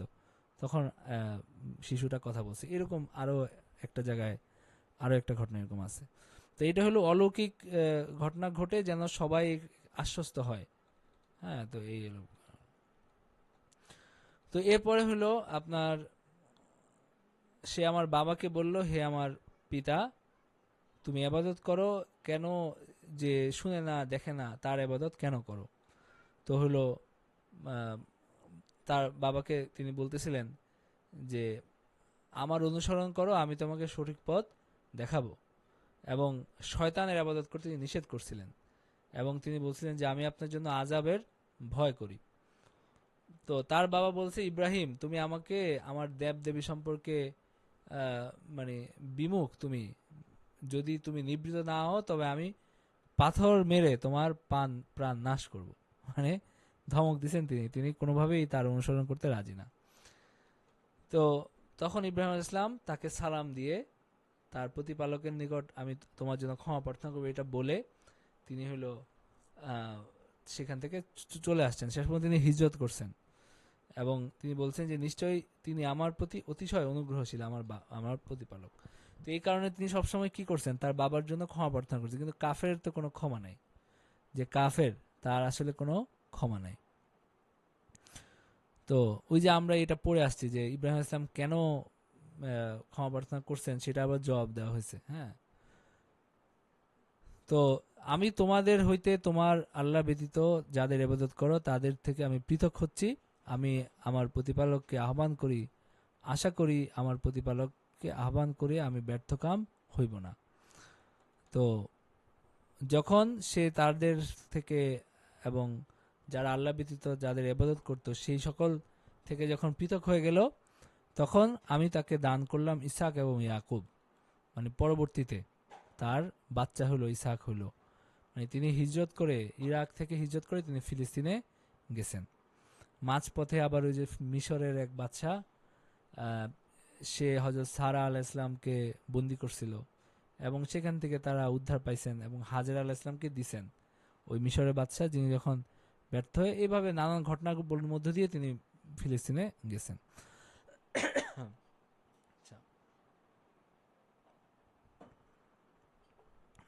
এরপরে হযরত মুসা আলাইহিস সালামের কথা বলা হচ্ছে। তো প্রত্যেক রুকুতে এক একজনের কথা অল্প অল্প করে বলা হচ্ছে এবং এখানকার আয়াতগুলো খুবই চমৎকার। এই ইয়াটা মানে যেভাবে বলা হয়েছে, ওয়াজকুর ফিল কিতাবি মূসা ইন্নাহু কানা মুখলাসান ওয়া কানা রাসূলান নাবিয়্যা ওয়া নাদাইনাহু মিন জানিবিত তুরিল আইমানি ওয়া কাররাবনাহু নাজিয়্যা ওয়া ওয়াহাবনা লাহু মির রাহমাতিনা ওয়া আখাহু হারুন নাবিয়্যা ওয়াজকুর ফিল কিতাবি ইসমাঈল ইন্নাহু কানা সাদিকাল ওয়াদি ওয়া কানা রাসূলান নাবিয়্যা। তো সবার কথা অল্প অল্প করে বলা হচ্ছে। হযরত মুসা আলাইহিস সালামের কথা আল্লাহ তাআলা বলছেন যে আমি তাকে মানে তুর পাহাড় দক্ষিণ দিক থেকে আমি তাকে ডাকলাম, তাকে কাছে আনলাম, আমার অন্তরঙ্গ করলাম এবং আমার রহমতে তার ভাই হারুনকেও নবী বানাইলাম, যেন কি হয়, যেন তার সাহায্যকারী হয়। তারপর আল্লাহ তাআলা বলছেন ইসমাঈল আলাইহিস সালামের কথা, যে তিনি ছিলেন প্রতিশ্রুতি পালনের সত্যাশ্রয়ী এবং তিনি রাসূল এবং নবী ছিলেন এবং তিনি তার পরিবারবর্গকে সালাত এবং জাকাতের নির্দেশ দিতেন এবং তিনি আল্লাহর প্রিয় ছিলেন। এরপর আল্লাহ বলছেন ইদ্রিস আলাইহিস সালামের কথা, তিনি ছিলেন সত্যনিষ্ঠ নবী এবং আমি তাকে উন্নীত করেছিলাম উচ্চ মর্যাদায়।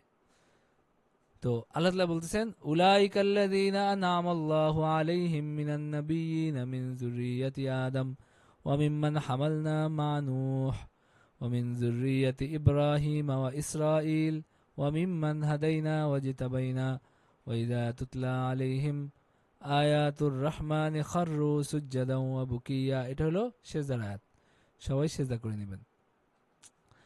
তো এরাই হলো নবীদের মধ্যে যাদেরকে আল্লাহ অনুগ্রহ করছেন আদমের বংশ থেকে এবং যাদেরকে নূহের সাথে আল্লাহ তাআলা নৌকায় আরোহণ করিয়েছেন এবং ইব্রাহিম ইসমাইল তার বংশোদ্ভূত যাদেরকে আল্লাহ পথ নির্দেশ করছেন এবং মনোনীত করছেন, তাদের নিকট দয়াময়ের আয়াত আবৃত্তি করা হলে তারা সিজদায় লুটিয়ে পড়ত এবং ক্রন্দন করতে করতে। তো তারা আল্লাহ তাআলার কথা তাদের স্মরণ করা হলে আল্লাহ তাআলার জন্য তারা সিজদায় লুটিয়ে পড়ত এবং আল্লাহ তাআলার জন্য কাঁদত, সিজদায় আল্লাহ তাআলার জন্য কাঁদত। এই কথা আল্লাহ তাআলা বলছেন। তো তাদের পরে আসলো অপদার্থ পরবর্তীগণ, তারা নামাজ নষ্ট করলো এবং লালসা পরবশ হলো, সুতরাং তারা অচিরেই কুকর্মের শাস্তি প্রত্যক্ষ মানে তাদের কি হবে, শাস্তি হবে। এবং যারা তওবা করছে ঈমান আনছে তারা তাদের ভালো ইয়া হবে এবং তাদেরকে জান্নাত দান করা হবে এবং সেখানে তারা কোনো অহেতুক কথা শুনবে না। জান্নাতের নেয়ামতের কথা বলা হচ্ছে এবং আল্লাহ তাআলা জান্নাতের উত্তরাধিকার করবেন যারা মুত্তাকি। তো আমরা আপনার প্রতিপালকের আদেশ ব্যতীত অবতরণ করব না। ওমা নাতানাজ্জালু ইল্লা বিআমরি রাব্বিক, যাহা আমাদের সম্মুখে এবং পশ্চাতে আছে এবং যা এই দুই বা অন্তর্বর্তী তারই, এবং আপনার প্রতিপালক ভুলিবার নহেন, তিনি আকাশমণ্ডলী। ওয়ামা নাতানাজ্জালু ইল্লা বিআমরি রাব্বিক। তো এটার অর্থটা কি হলো? এটা জিবরাইল আলাইহিস সালামের কথা। কিছু কালের জন্য ওহী বন্ধ ছিল। এতে রাসূল সাল্লাল্লাহু আলাইহি ওয়াসাল্লাম অত্যন্ত উদ্বিগ্ন হয়ে পড়েন। পরে জিবরাইল আলাইহিস সালাম উপস্থিত হলে রাসূল সাল্লাল্লাহু আলাইহি ওয়াসাল্লাম বিলম্বের কারণ জিজ্ঞাসা করেন। এর উত্তরে জিবরাইল বলেন যে এ তাই আল্লাহ বিবৃত করিতেছেন। তো বিনয় প্রকাশের জন্য জিবরাইল আলাইহিস সালাম আমরা ব্যবহার করেছেন। তো তিনি বলছেন কি, আমরা আপনার রবের প্রতিপালকের আদেশ ব্যতীত আমরা কি করব না, অবতরণ করব না। তো যা আমাদের সম্মুখে এবং পশ্চাতে আছে এবং যা এই দুইয়ের অন্তর্বর্তী তারই, এবং আপনার প্রতিপালক ভুলিবার নহেন। তো তিনি আকাশমণ্ডলী, পৃথিবী এবং তাদের অন্তর্বর্তী যা কিছু তার প্রতিপালক, তার রব। সুতরাং তারই ইবাদত করো এবং তার ইবাদতে ধৈর্যশীল থাকো।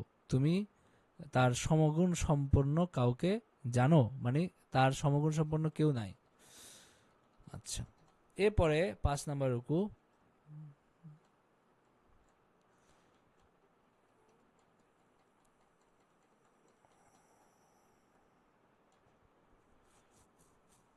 আচ্ছা, 5 নম্বর রুকুতে কি আছে? বিশ্বাসী এবং অবিশ্বাসীদের ইহকাল এবং পরকালের জীবন সম্পর্কে এখানে আছে। তো মানুষ বলে যে আমরা যখন মরে যাব তখন আবার কিভাবে আমরা জীবিত হব। তো মানুষ কি ভাবে না যে আল্লাহ তাআলা তাকে সৃষ্টি করছেন, সে কিছুই ছিল না, তো কিছু না ছাড়া আল্লাহ তাআলা কি করছেন, তাকে সৃষ্টি করছেন। তো সুতরাং আল্লাহ তাআলা শপথ করে বলছেন যে অবশ্যই শয়তান এবং তাদেরকে আল্লাহ তাআলা কি করবেন, জাহান্নামে সমবেত করবেন। জাহান্নামের চতুর্দিকে তাদেরকে উপস্থিত করবেন এবং তারা জাহান্নামে নিক্ষিপ্ত হবে। এবং প্রত্যেক দলের মধ্যে যে দয়াময়ের প্রতি সর্বাধিক অবাধ্য, আমি তাকে টেনে বের করব। তো তাদের কি হবে? বিশেষ শাস্তি হবে। এবং আমি তো তাদের মধ্যে যারা জাহান্নামে প্রবেশের অধিকতর যোগ্য তাদের বিষয়ে আল্লাহ তাআলা ভালো করে জানেন, এবং আল্লাহ তাআলার এই জ্ঞান থেকে কেউ কি নাই, কেউ বাইরে নাই।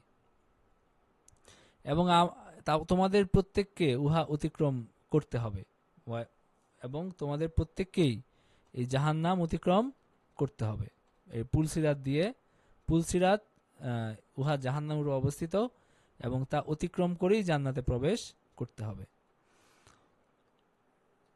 আচ্ছা, এরপরে হলো আল্লাহ তাআলা কি করবেন? আল্লাহ তাআলা যারা মুত্তাকি তাদেরকে আল্লাহ তাআলা উদ্ধার করবেন এবং জালেমদেরকে নতজানু অবস্থায় রাখবেন। তাদের নিকট আমার স্পষ্ট আয়াত আবৃত্ত হইলে কাফেররা মুমিনদেরকে বলে, দুই দলের মধ্যে কোনটি মর্যাদায় শ্রেষ্ঠতর ও মজলিস হিসাবে উত্তম। তাদের নিকট যখন আমার আয়াত বিবৃত হয়, কাফেররা মুমিনদেরকে বলে, قال الذين كفروا للذين آمنوا أي الفريقين خير مقاما وأحسن نديا, যে দুই দলের মধ্যে কোনটা মর্যাদায় শ্রেষ্ঠতর এবং মজলিস হিসাবে উত্তম। মানে তোমাদের এখানে সব কি, মানে ফকির মিসকিন, আর আমাদের এখানে সব হলো মর্যাদাবান ভালো মানুষজন এখানে আছে। তো এখানে একটু দেখি আমরা কি এখানে ব্যাপারটা আসলে কি।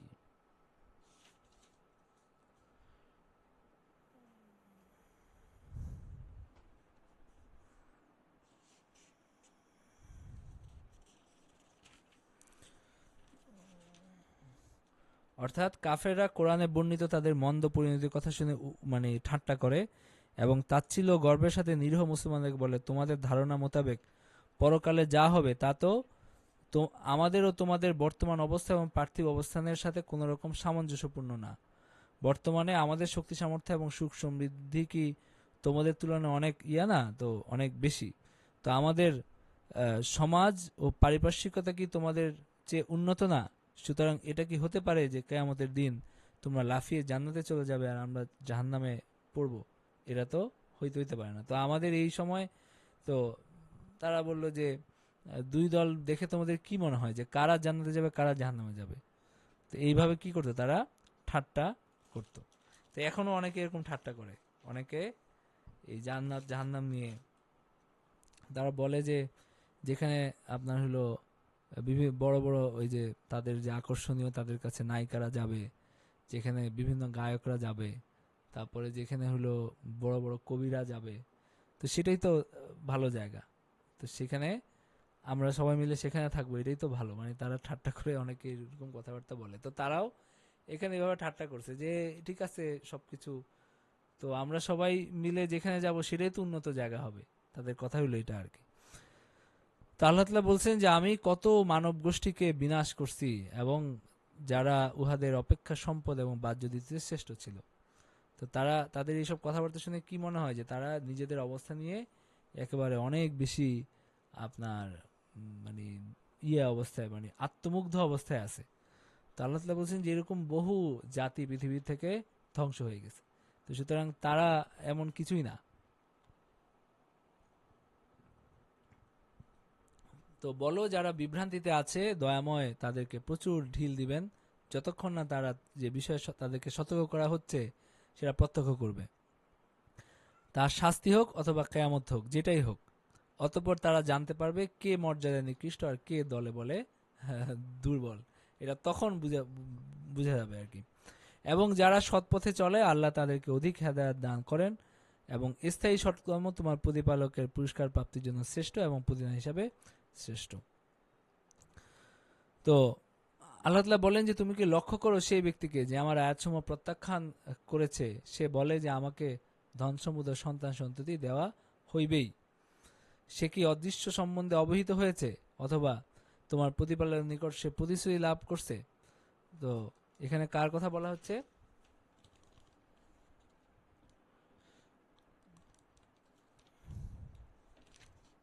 আস ইবনে ওয়াইল, এক কাফের, তার নিকট এক সাহাবীর বর্ণনা, তিনি হয়তো খাব্বাব ছিলেন, কিছু অর্থ পাওনা ছিল। তিনি তার পাওনা পরিশোধ করার জন্য তাগাদা দিলে ওই কাফের বলল যে তুমি মোহাম্মদের প্রতি অবিশ্বাস না করলে তোমার ঋণ পরিশোধ করব না। মানে সে ঋণী ছিল আর কি, ওই সাহাবী তার কাছে কিছু টাকা পেতেন। তো সে বলল যে তখন সাহাবী তার উত্তরে বললেন তুমি মরে আবার জীবিত হয়ে আসলেও আমি তার নবুয়তে অবিশ্বাস করব না। তখন কাফের লোকটি বিদ্রুপের সাথে বলল আচ্ছা তুমি যখন বলছো যে আমি মৃত্যুর পর আবার জীবিত হব, তাহলে তখন তো আমার ধন সম্পদ সন্তান সবকিছুই থাকবে, তখন আমি তোমার ঋণ পরিশোধ করব। সেই সম্পর্কে মানে হলো সে এটারে একটা ঠাট্টার দিকে নিয়ে গেছে যে ঠিক আছে আমি তো, তোমরা তো বলো যে আমি আবার জীবিত হব, যে তেলে আমি ওই আবার জীবিত হইলে তখন আমি ঋণ পরিশোধ করব। তো এই আর কি। তো তখনও আমার হলো এরকম সন্তান সন্ততি ধন সম্পদ হবে। তা আল্লাহ তাআলা ধমক দিছেন এই সমস্ত আপনার ঠাট্টা বিদ্রুপ মস্করা, হ্যাঁ এটা মস্করার বিষয় না। তো আল্লাহ তাআলা তাদের নিন্দা করছেন। ইত্তালা আল গাইবা মিত্তাখাযা ইনদার রহমানি আহদা, আল্লাহ তাআলা বলছেন সে কি অদৃশ্য সম্বন্ধে জানে নাকি দয়াময়ের কাছে তার সে কোনো প্রতিশ্রুতি লাভ করছে? কিছুই না, বরং তা যা বলে আমরা তা লিখে রাখবো এবং তাদের শাস্তি বৃদ্ধি পেতে থাকবে। এবং যে বিষয়ের কথা বলে তা থাকবে আমার অধিকারে এবং সে আমার নিকট আসবে একা। আর আল্লাহ ব্যতীত অন্য ইলাহ গ্রহণ করে যে তারা এই জন্য যাতে তারা তাদের সহায় হয়, কখনোই না। উহারা তো তাদের ইবাদত অস্বীকার করবে এবং তাদের বিরোধী হয়ে যাবে। তো এরপরে 6 নম্বর রুকুতে আল্লাহ ব্যতীত কোনো উপাস্য বিচার দিবসে মানুষকে রক্ষা করতে পারবে না। যারা বলে আল্লাহ পুত্র সন্তান লাভ করেছেন তারা এমন কুৎসিত মিথ্যা ছড়ায় যে আসমান বিদীর্ণ ও মাটি দুই ভাগ ও পর্বত বিচূর্ণ হতে পারে। আল্লাহ কোরআনকে মানুষের জন্য সহজ করে দিয়েছেন। এই বিষয়গুলো এখানে আছে। আলম তারা আন্না আরসালনা শায়াতিন আলাল কাফিরিনা তাউজ্জুহুম আজ্জা, শয়তান এসে কি করে তাদেরকে মন্দ কর্মে উদ্বুদ্ধ করে। ফালা তাজাল আলাইহিম ইন্নামা নাউদ্দু লাহুম আদ্দা, সুতরাং তাদের বিষয়ে আপনি তাড়াহুড়া করবেন না, আমি তো গণনা করছি তাদের নির্ধারিত সময়, এবং আমি মুত্তাকিদেরকে জমা করব। মুত্তাকিরা কি জমা হবে? মানে রহমানের কাছে মেহমান রূপে সমবেত হবে, এবং অপরাধীদেরকে জাহান্নামে টেনে নিয়ে যাওয়া হবে। এবং দয়াময়ের নিকট প্রতিশ্রুতি গ্রহণ করেছে সে ব্যতীত অন্য কারো সুপারিশ করার কোনো ক্ষমতা থাকবে না। তারা বলে যে দয়াময় সন্তান গ্রহণ করছেন। তোমরা তো এমন এক বিভৎস বিষয়ের অবতারণা করেছ যাতে আকাশমণ্ডলী বিদীর্ণ হয়ে যাবে, পৃথিবী খণ্ড বিখণ্ড হয়ে যাবে। وقالوا اتخذ الرحمن ولدا لقد جئتم شيئا إدا تكاد السماوات يتفطرن منه وتنشق الأرض وتخر الجبال هدا। তোমাদের কথা এত বিভৎস, এত জঘন্য, এত মারাত্মক যে হলো আকাশমণ্ডলী বিদীর্ণ হয়ে যাইতে চায় এবং পৃথিবী খণ্ড বিখণ্ড হয়ে যেতে চায় এবং পর্বতমণ্ডলী চূর্ণ বিচূর্ণ হয়ে আপতিত হইতে চায়। যে তোমরা বুঝো না যে তোমরা কত জঘন্য, কত বিভৎস, কত কুৎসিত কথাবার্তা তোমরা বলো। কারণ আল্লাহ তাআলার ব্যাপারে তোমরা এই ধরনের কথাবার্তা বলো, অথচ আল্লাহ তাআলা, ওই যে আমি বলছিলাম যে মানুষ বুঝতে পারে না যে আল্লাহ তাআলার সত্তার মহিমা আসলে কত বেশি, এটা মানুষের জ্ঞানের বাইরে। এই কারণে মানুষ কখনো এটা বুঝতে পারে না যে আল্লাহ তাআলার শক্তির মহিমা এবং তার জ্ঞান, তার মহিমা কত ঊর্ধ্বে মানুষের এসব কল্পনা, এসব কথাবার্তা থেকে।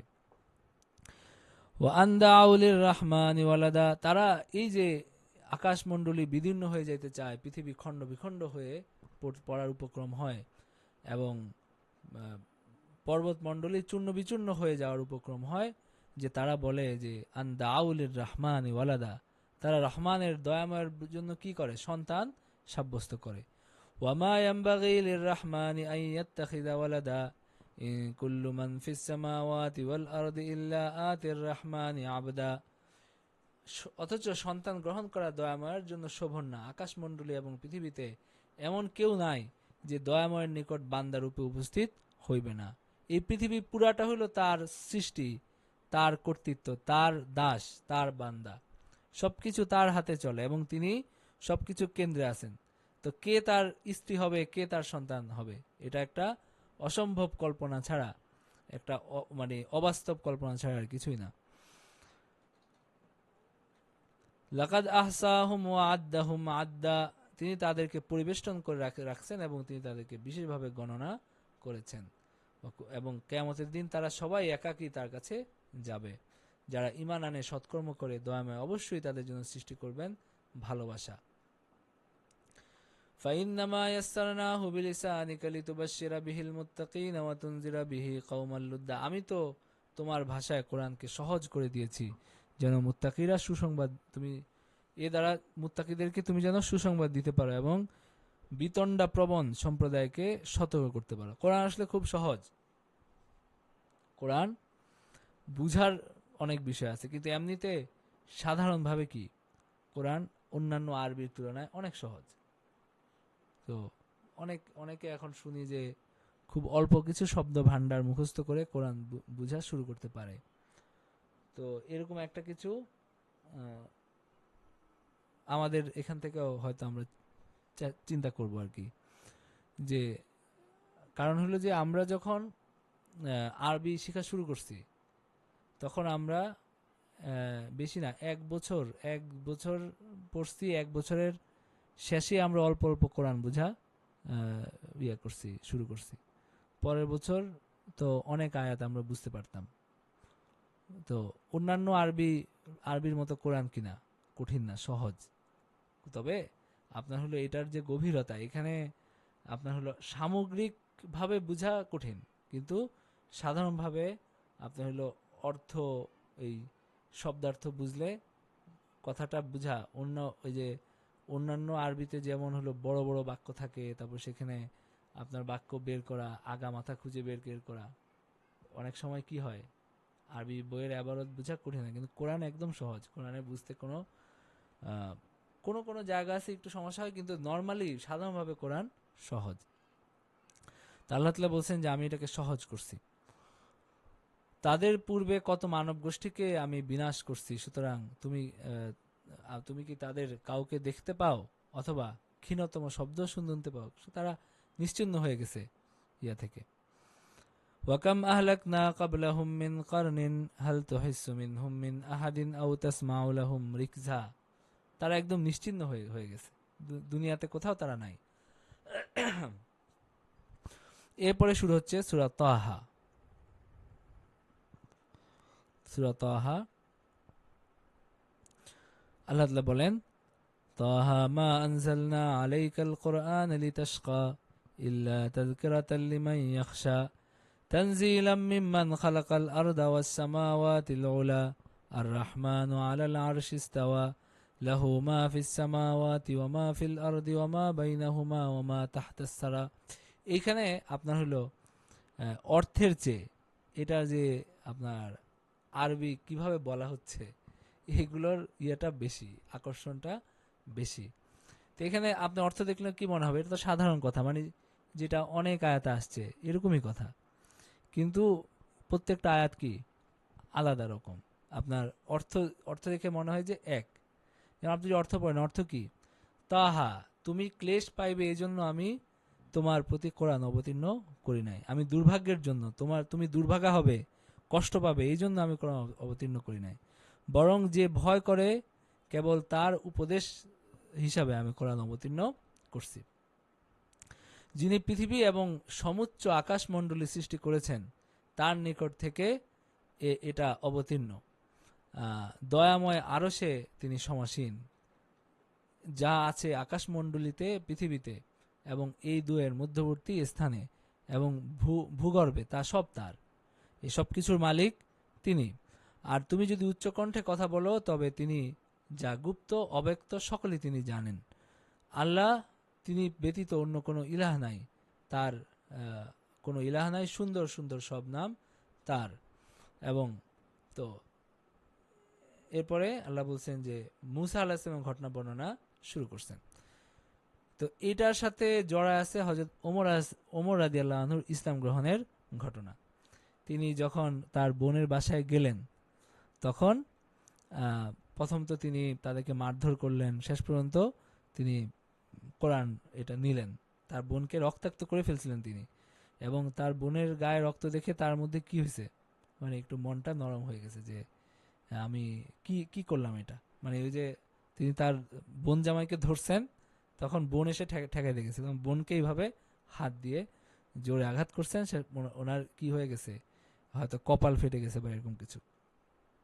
তো তখন তিনি বলছেন যে আমাকে দেও, আমি একটু পড়ি। তখন তাকে দেওয়া হয়েছে।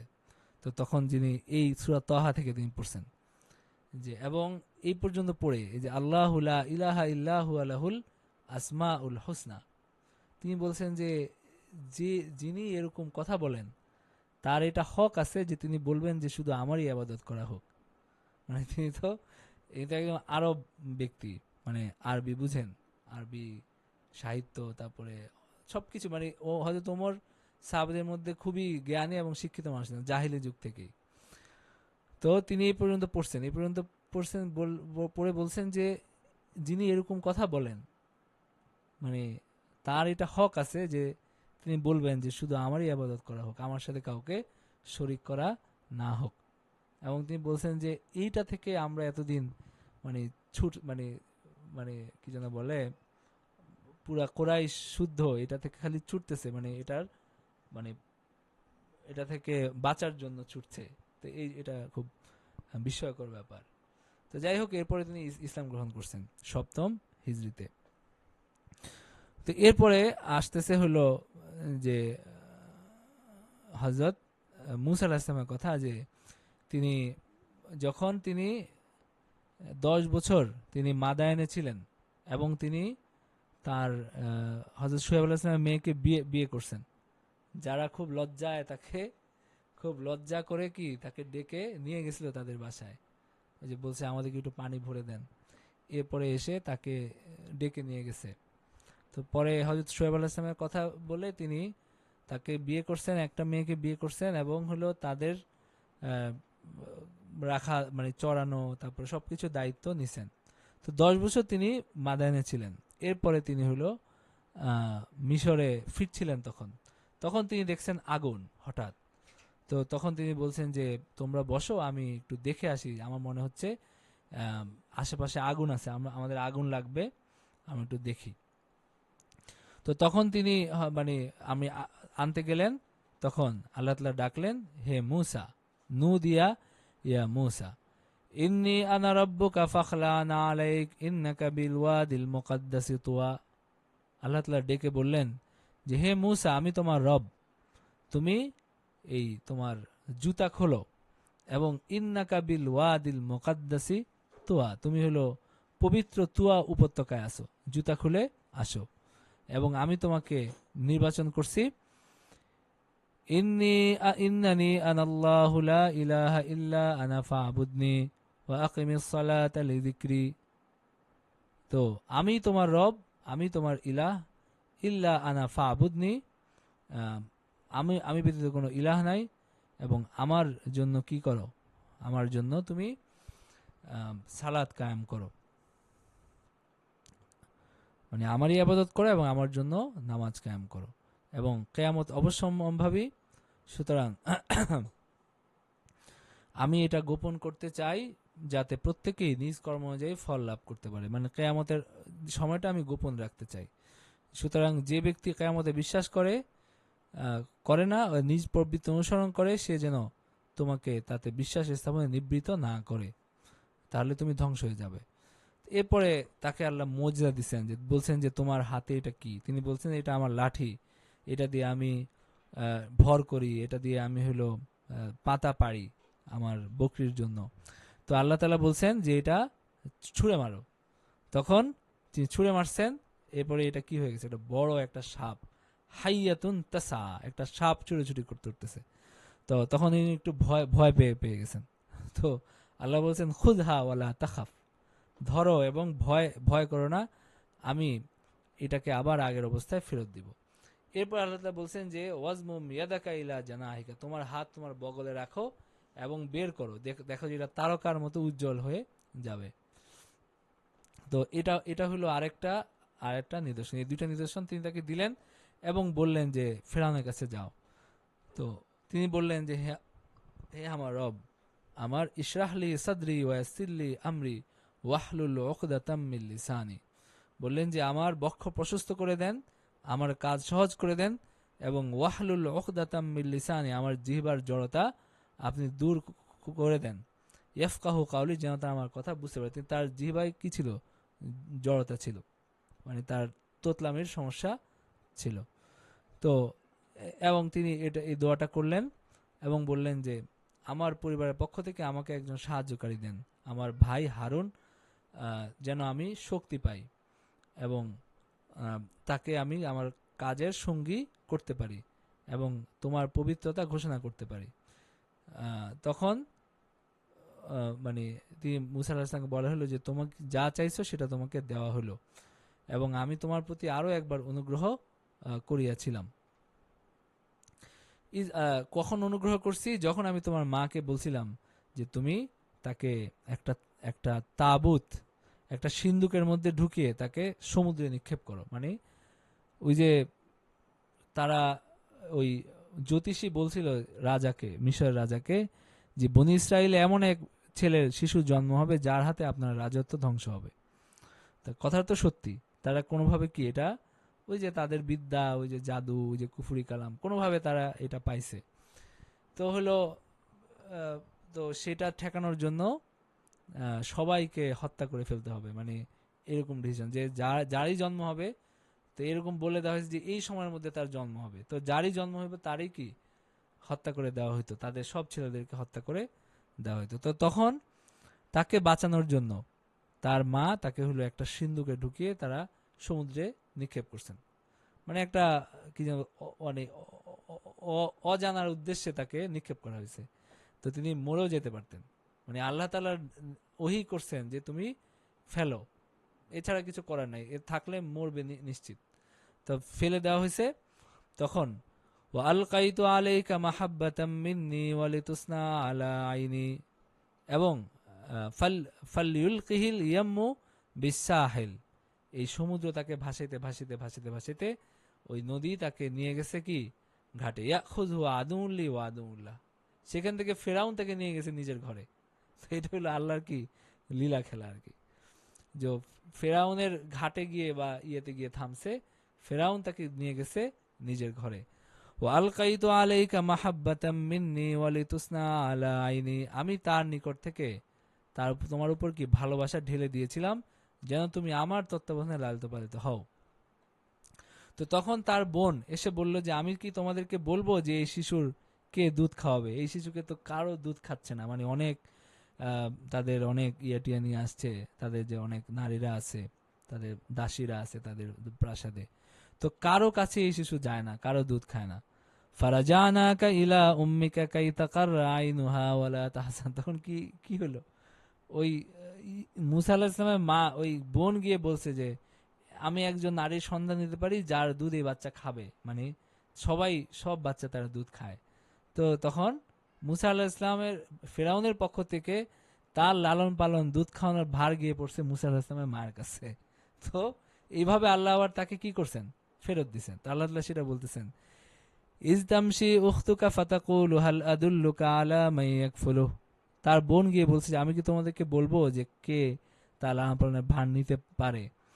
ফারাজানাকা ইলা উম্মিকা কাই তাকাররা আইনুহা ওয়ালা তাহজান, তারা তো তাকে কুড়ায় নিছে কি হিসাবে, যে একটা কুড়ানো একটা শিশু আমরা পাইছি, সমুদ্র ভেসে ভেসে আসছে, না জানি কোন একটা অলৌকিক একটা ব্যাপার, তো তারা এভাবে তাকে নিয়ে নিয়ে গেছে।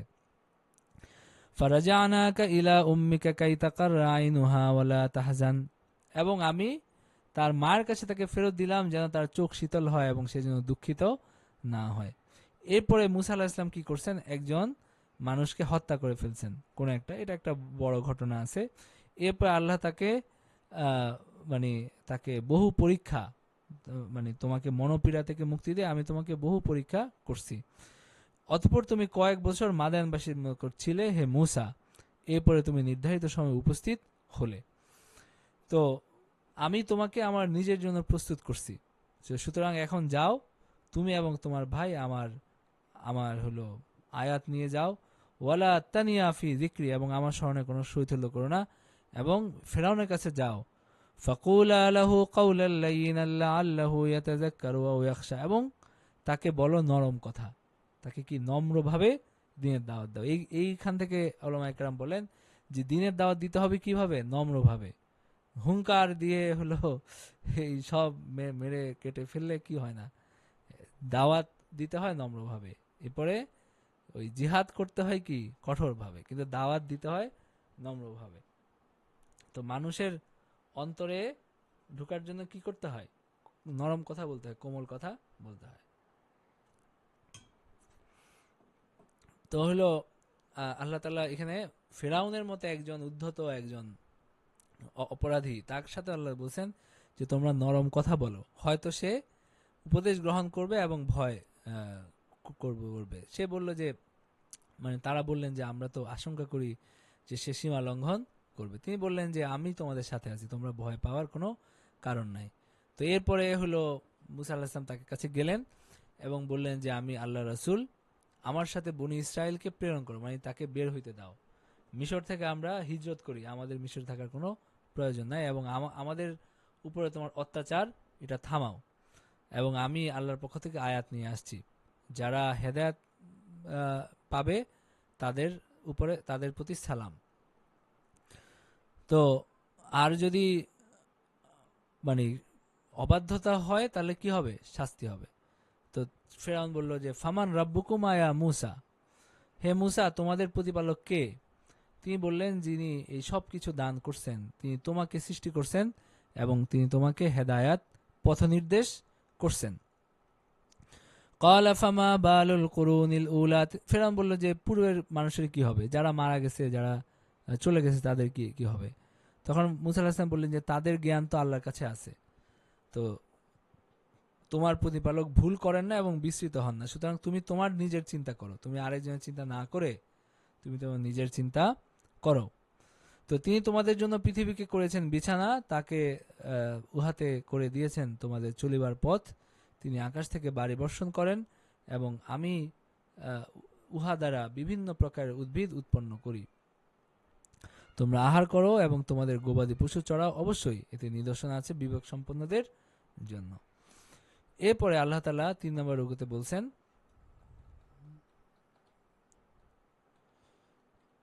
জীবন চক্র। তো মানে মানুষ এই মাঝখানে সাধারণ কিছু কথা বলা হয়েছে। মিনহা খালাকনাকুম ওয়া ফিহা নুঈদুকুম ওয়া মিনহা নুখরিজুকুম তারাতান উখরা ওয়া লাকাদ আরাইনাহু আয়াতিনা কুল্লাহা ফাকাজ্জাবা ওয়া আবা। তো আপনার হলো আল্লাহ তাআলা বলছেন যে মাটি থেকে আমি তোমাদেরকে সৃষ্টি করছি, তোমাদেরকে আবার ফিরিয়ে দিব এই মাটিতে, এবং এ থেকে আমি তোমাদেরকে পুনরায় বের করব। আমি তো তাকে আমার সমস্ত নিদর্শন দেখিয়েছিলাম, কিন্তু সে মিথ্যা আরোপ করেছে এবং অমান্য করেছে। কে? ফেরাউনের কথায় আবার ফেরত আসা হলো। তো সে বলল যে হে মূসা, তুমি কি আমাদের নিকট আসছো তোমার জাদু দিয়ে আমাদেরকে দেশ থেকে বের করে দিতে? তোমাদের ফন্দি তো অন্যরকম, যে তুমি আমাদেরকে দেশ থেকে বের করে দিতে চাও। তো আমরা অবশ্যই তোমার নিকট উপস্থিত করব এর অনুরূপ জাদু। তো এবং তোমাদের মধ্যে একটা নির্দিষ্ট সময় আমি ঠিক করব। তো তারা বলছেন যে নির্ধারিত সময় হলো উৎসবের দিন, সেদিন জনগণ সমবেত হবে, সেদিন খেলা হবে, যা তোমার দেখা যাবে তোমার জাদুর কত শক্তি। তো এরপরে ফেরাউন চলে গেল এবং সব ওই জাদুকরদেরকে আনার ফন্দি ফিকির করলো। তো মূসা আলাইহিস সালাম তাদেরকে বললেন যে দুর্ভোগ তোমাদের, তোমরা আল্লাহর প্রতি মিথ্যা আরোপ করিও না, করলে তিনি তোমাদের শাস্তি দিয়ে সমূলে ধ্বংস করে দিবেন। এরপরে তারা নিজেদের মধ্যে নিজেদের কর্ম সম্বন্ধে বিতর্ক করলো এবং তারা গোপনে পরামর্শ করলো।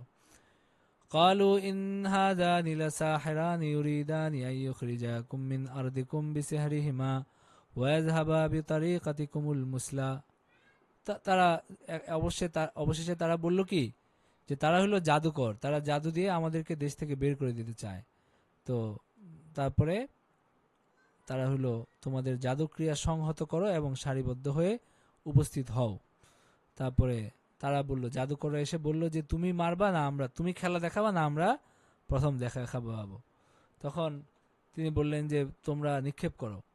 ফাইযা হিবালুহুম ওয়া ইসিয়ুহুম ইউখাইয়ালু ইলাইহি মিন সিহরিহিম আন্নাহা তাসা। তাদের জাদুর প্রভাবে আকস্মাৎ মূসার মনে হলো যে তাদের দড়ি লাঠিগুলো ছুটোছুটি করতেছে।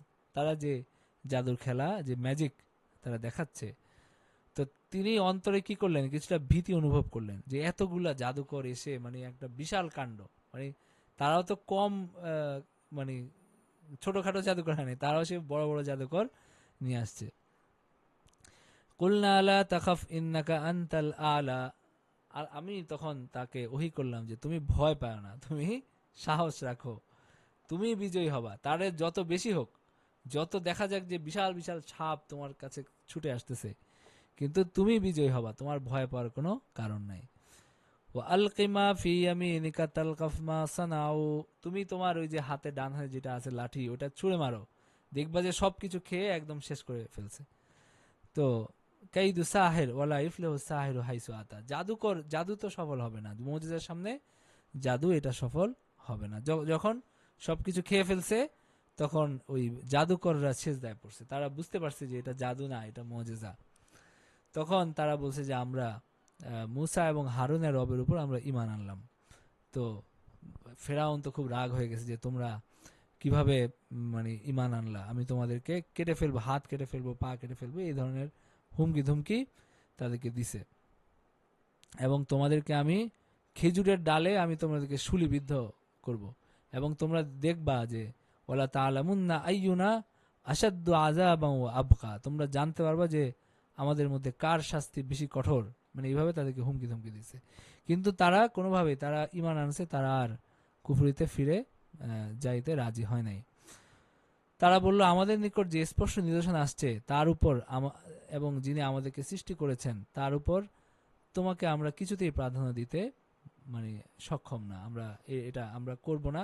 তোমার যা খুশি করো, তুমি যা খুশি করতে পারো, তুমি খালি এই দুনিয়ায় তো কিছু করতে পারবা, তোমার তো এই ক্ষণস্থায়ী দুনিয়া ছাড়া তোমার তো কোনো শক্তি নাই, তুমি এই দুনিয়াতে আমাদেরকে একটু শাস্তি দিবা, আমরা মরে যাব, শেষ।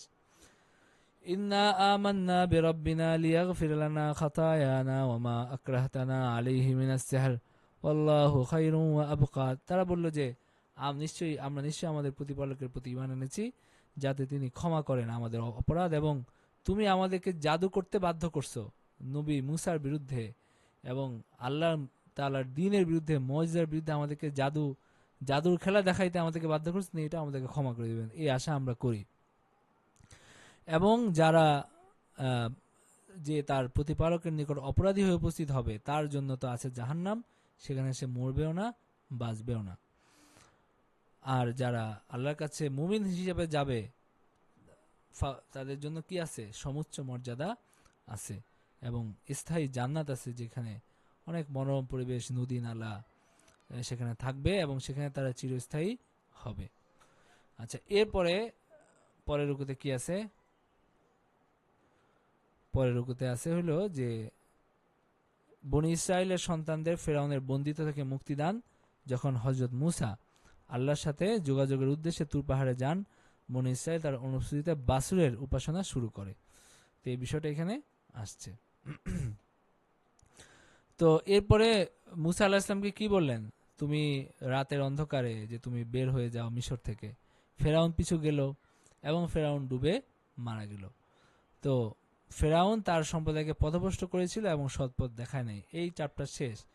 এরপরে তিনি মূসা আলাইহিস সালাম বললেন যে, হে বনী ইসরাইল, আমি তো তোমাদেরকে শত্রু থেকে উদ্ধার করেছিলাম, আমি তোমাদেরকে প্রতিশ্রুতি দিয়েছিলাম তুর পর্বতের, তো না, এটা আল্লাহ তাআলা বলতেছেন আর কি, যে তুর পর্বতের দক্ষিণ পাশে তোমাদের নিকট মান্না সালোয়া প্রেরণ করেছিলাম এবং বলেছিলাম কি, যে তোমরা খাও এবং আমার শুকরিয়া আদায় করো, অবাধ্য হও না, এবং আমি অবশ্যই ক্ষমাশীল তার প্রতি যে তওবা করে, ঈমান আনে, সৎকর্ম পড়ে, সৎপথে অবিচল থাকে। এবং হে মূসা, তোমার সম্প্রদায়কে পশ্চাতে ফেলে তোমাকে তড়া করতে বাধ্য করলো কিসে? মানে মূসা আলাইহিস সালাম তাদেরকে ফেলে তিনি তুর পাহাড়ে গেলেন। তো তিনি বললেন যে, মানে কিছু লোক নিয়ে গেছিলেন, তাদের আগে তিনি গিয়ে উপস্থিত হয়েছেন, তখন এর কথা বলা হয়েছে। তো তখন আল্লাহ তাআলা বললেন যে, আমি তোমার পিছনে তোমার সম্প্রদায়কে আমি কি করছি? পরীক্ষার মধ্যে ফেলছি, এবং সামিরি নামে এক লোক তাদেরকে বিভ্রান্ত করছে। ফারাজা মূসা ইলা কওমিহি গাদবান আসিফা ক্বালা ইয়া কওমি আলাম ইয়াইদুকুম রাব্বুকুম ওয়া'দান হাসানা। তখন তিনি খুব ক্রুদ্ধ হয়ে তার ইয়ার কাছে ফিরে আসেন এবং বলছেন যে, আমি কি তোমাদেরকে ভালো ইয়া দেই নাই, ওয়াদা করি নাই যে তোমাদের ভালো কিছু হবে? তো তোমরা কেন এই কাজ করলা? তো তো হলো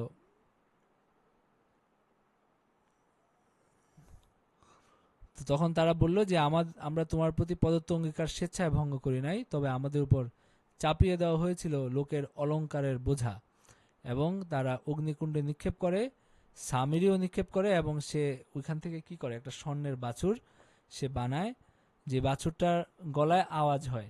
তো সেটা দেখেই তারা ইয়ে হয়ে গেছে যে এটা কেমন একটা বাছুর, যেটা মানুষ বানাইছে কিন্তু এটা আওয়াজ হচ্ছে, এটা নিশ্চয়ই অলৌকিক কিছু। তো সেখানে পূজা শুরু হয়ে হয়ে গেছে। তো এরপরে তারা কি ভেবে দেখে না যে তাদের তাদের কথায় সাড়া দেয় না এবং তাদের কোনো ক্ষতি উপকারও করে না, তাহলে কিভাবে তারা এটাকে তারা এটার পূজা করা শুরু করে দিছে। তো মানে সামিরি সে ওই বাছুরটা ইয়া করে যখন সে হাম্বা হাম্বা রব করে করে উঠলো, তখন সে বলছে যে এটা তোমাদের ইলা এবং মুসারও ইলা। তারা তার কথায় কি বিভ্রান্ত হয়ে গেছে আর কি। তো হলো এরপরে 5 নম্বর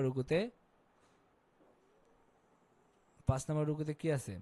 হযরত মূসা এর অনুসন্ধান, দেবতা উপাসনা নিয়ে, স্বর্ণনির্মিত বাছুর, সামিরিকে নিয়ে মূসা আলাইহিস সালামের সিদ্ধান্ত এবং নিজ সম্প্রদায়ের প্রতি আহ্বান, কোরআন মানুষের জন্য সতর্ক বাণী, এবং পরকালের তুলনায় এই দুনিয়ার জীবন একদিনের চেয়ে বেশি দীর্ঘ নয়, এই বিষয়গুলো এখানে আছে। তো হারুন আলাইহিস সালাম বললেন যে, এর আগেই তিনি বলছিলেন যে তোমাদেরকে কি করা হয়েছে? ধোঁকা দেওয়া হয়েছে। তো তোমাদের রব হলো রহমান, আমার আনুগত্য কর, মানে আমার অনুসরণ করো এবং আমার কথা শুনো। কিন্তু তারা বলছিল যে আমাদের নিকট মূসা ফিরে না আসা পর্যন্ত আমরা এর পূজা করতে থেকে কিছুতেই বিরত থাকবো না। তো মুসা আলাইহিস সালাম বললেন, হে হারুন, তুমি যখন দেখলে তারা পথভ্রষ্ট হয়েছে তখন কেন তুমি আমার অনুসরণ করলে না? মানে তোমার তো উচিত ছিল আমার কাছে এসে আমাকে সংবাদ দেওয়া। তখন হারুন আলাইহিস সালাম বললেন যে, হে আমার সহোদর, আমার আমার চুল ধরো না, আমার হলো দাড়ি ধরো না, আমি ভয় করি যে মানে তুমি বলবে যে তুমি বনি ইসরায়েলের মধ্যে বিভেদ সৃষ্টি করছো, তুমি আমার বাক্য পালনের যত্নবান হও নাই। মানে আমি এখানে ছিলাম, আমি হলো অপেক্ষা করছি তুমি আসবা।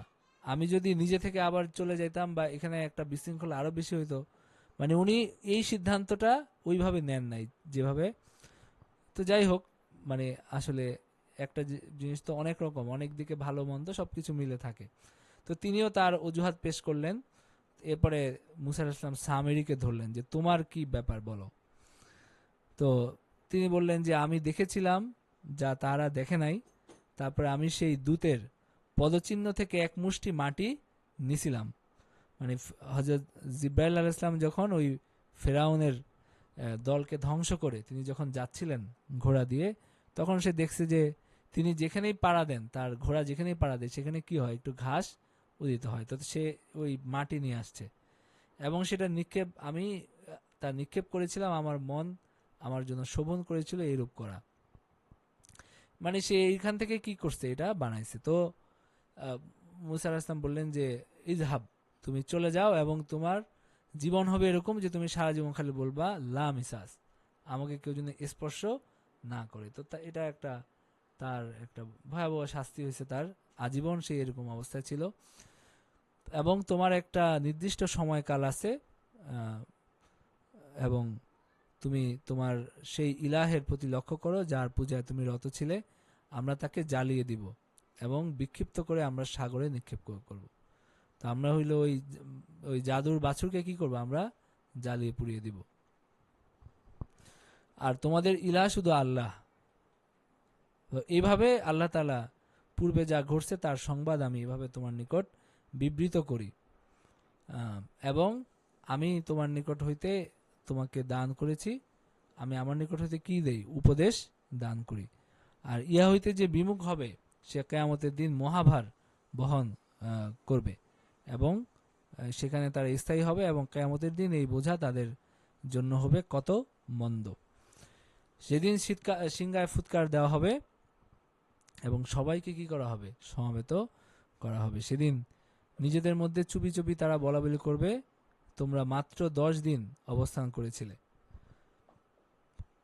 আমি ভালো করে জানি তারা কি বলবে। তাদের মধ্যে যে অপেক্ষাকৃত সৎপথে ছিল সে বলবে তোমরা মাত্র একদিন অবস্থান করেছিলে। আচ্ছা, এরপরে হলো তারা তোমাকে পর্বতসমূহ সম্পর্কে জিজ্ঞাসা করে, বলো যে আমার প্রতিপালক তাকে সমূলে উৎপাটন করে বিক্ষিপ্ত করে দিবেন সেদিন। তো এবং তিনি তাকে পরিণত করবেন সমতল ময়দানে, পৃথিবীকে সমতল ময়দানে পরিণত করা হবে এবং তুমি কোনো উচ্চতা বক্রতা থাকবে না, সমতল ময়দান হবে।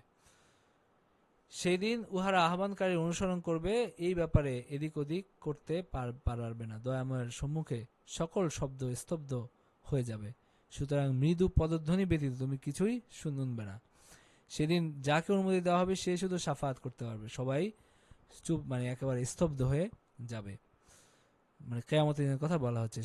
তাদের সম্মুখে এবং পশ্চাতে যা কিছু আছে তা তিনি অবগত, কিন্তু উহারা জ্ঞান দ্বারা তাকে আয়ত্ত করতে পারে না। এবং চিরঞ্জীব সর্বসত্তার ধারকের নিকট সকলেই হবে অধোবোধন, এবং সেই ব্যর্থ হবে যে জুলুমের ভার বহন করবে। এবং সে যে সৎকর্ম করে মুমিন হয়ে তার কোনো আশঙ্কা নাই অবিচারের, এবং ক্ষতিও নাই, এবং কোনো ক্ষতিরও আশঙ্কা নাই। তো এরকম আমি কোরআনকে অবতীর্ণ করেছি আরবি ভাষায়, ইহাতে বিশদভাবে বিবৃত করেছি সতর্কবাণী, যাতে তারা ভয় করে অথবা ইহা তাদের জন্য উপদেশ হয়। আল্লাহ অতি মহান প্রকৃত অধিপতি। আর তোমার প্রতি আল্লাহর ওহী সম্পূর্ণ হওয়ার পূর্বে কোরআন পাঠে তুমি তড়া করিও না, এবং বলো, হে আমার প্রতিপালক, আমাকে জ্ঞানে সমৃদ্ধ করো। ফাতাআলা আল্লাহুল মালিকুল হক ওয়ালা তাআজাল বিল কুরআনি মিন ক্বাবলি আন ইউকদা ইলাইকা ওয়াহী। যখন ওহী নাজিল হতো তখন নবীজি বারবার বলে তাড়াতাড়ি মুখস্থ করতে চাইতেন। তো আল্লাহ তাআলা বলছেন যে তুমি তাড়াহুড়া করো না, আমি এটা তোমাকে কি করব, তোমার হৃদয়ে আমি এটাকে বসিয়ে দিব। ওয়াকুর রব্বি জিদনি ইলমা, বরং বলো কি আল্লাহ, হে আল্লাহ আমাকে আপনি এলেম বৃদ্ধি করে দেন। তো এলেম বৃদ্ধির জন্য এই দোয়াটা আমরা পড়তে পারি, রব্বি জিদনি ইলমা, রব্বি জিদনি ইলমা, হে আল্লাহ, আল্লাহ আমাদেরকে আপনি এলমের অনুপাতে বৃদ্ধি করে দেন। আমরা এটা খুব আহ, আমরা অনুবাদ কেমনে করি, আমরা বলি যে হে আল্লাহ আমার জ্ঞান বৃদ্ধি করে দেন। আল্লাহ কিন্তু এটা বলেন নাই, আল্লাহ বলছেন রাব্বি জিদনি ইলমা, আমাকে বৃদ্ধি করে দেন ইলমা, জ্ঞান দিয়ে, মানে জ্ঞানে আমাকে সমৃদ্ধ করে দেন। আচ্ছা, এরপরে হলো যে আমি এর পূর্বে আদমের প্রতি নির্দেশ দান করিয়েছিলাম কিন্তু সে ভুলে গিয়েছিল, আমি তাকে সংকল্পে দৃঢ় আমি তাকে ইয়ে করি নাই, পাই নাই। তো এখানে কি বলা হইলো,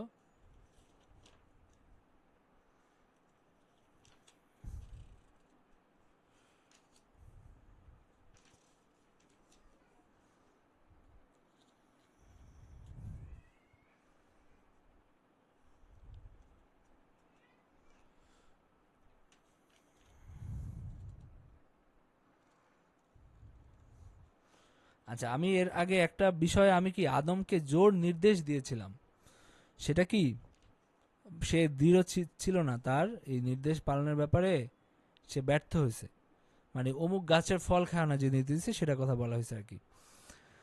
তো এরপরে ফেরেশতাদেরকে স্মরণ করো, যখন আমি ফেরেশতাদেরকে বললাম যে আদমকে সেজদা করো, সবাই সেজদা করলো ইবলিস ছাড়া। তো এরপরে আমি আদমকে বললাম যে সে তোমার শত্রু এবং তোমার স্ত্রীর শত্রু, সুতরাং সে যেন তোমাকে মানে জান্নাত থেকে বের করতে না পারে, তাহলে তোমরা দুঃখ কষ্টে পড়বে।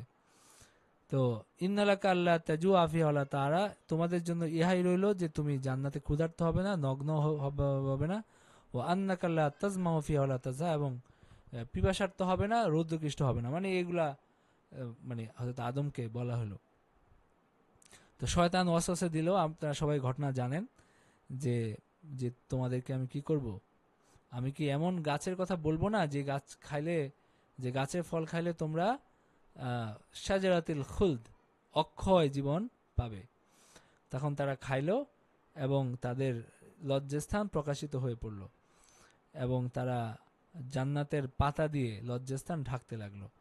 এবং আসা আদামু রব্বাহু ফাগাওয়া, আদম আলাহ ইসলাম তার প্রতিপালকের হুকুম অমান্য করলো, ফলে সে বিভ্রান্ত হয়ে গেল, পথভ্রষ্ট মানে বিভ্রান্ত হয়ে গেল শয়তানের প্ররোচনায়। এরপরে আল্লাহ তাআলা তাকে নির্বাচন করলেন, ফাতাবা আলাইহি, তাকে ক্ষমা করে দিলেন এবং তাকে হেদায়েত করলেন এবং তাকে নবী হিসাবে মনোনীত করলেন।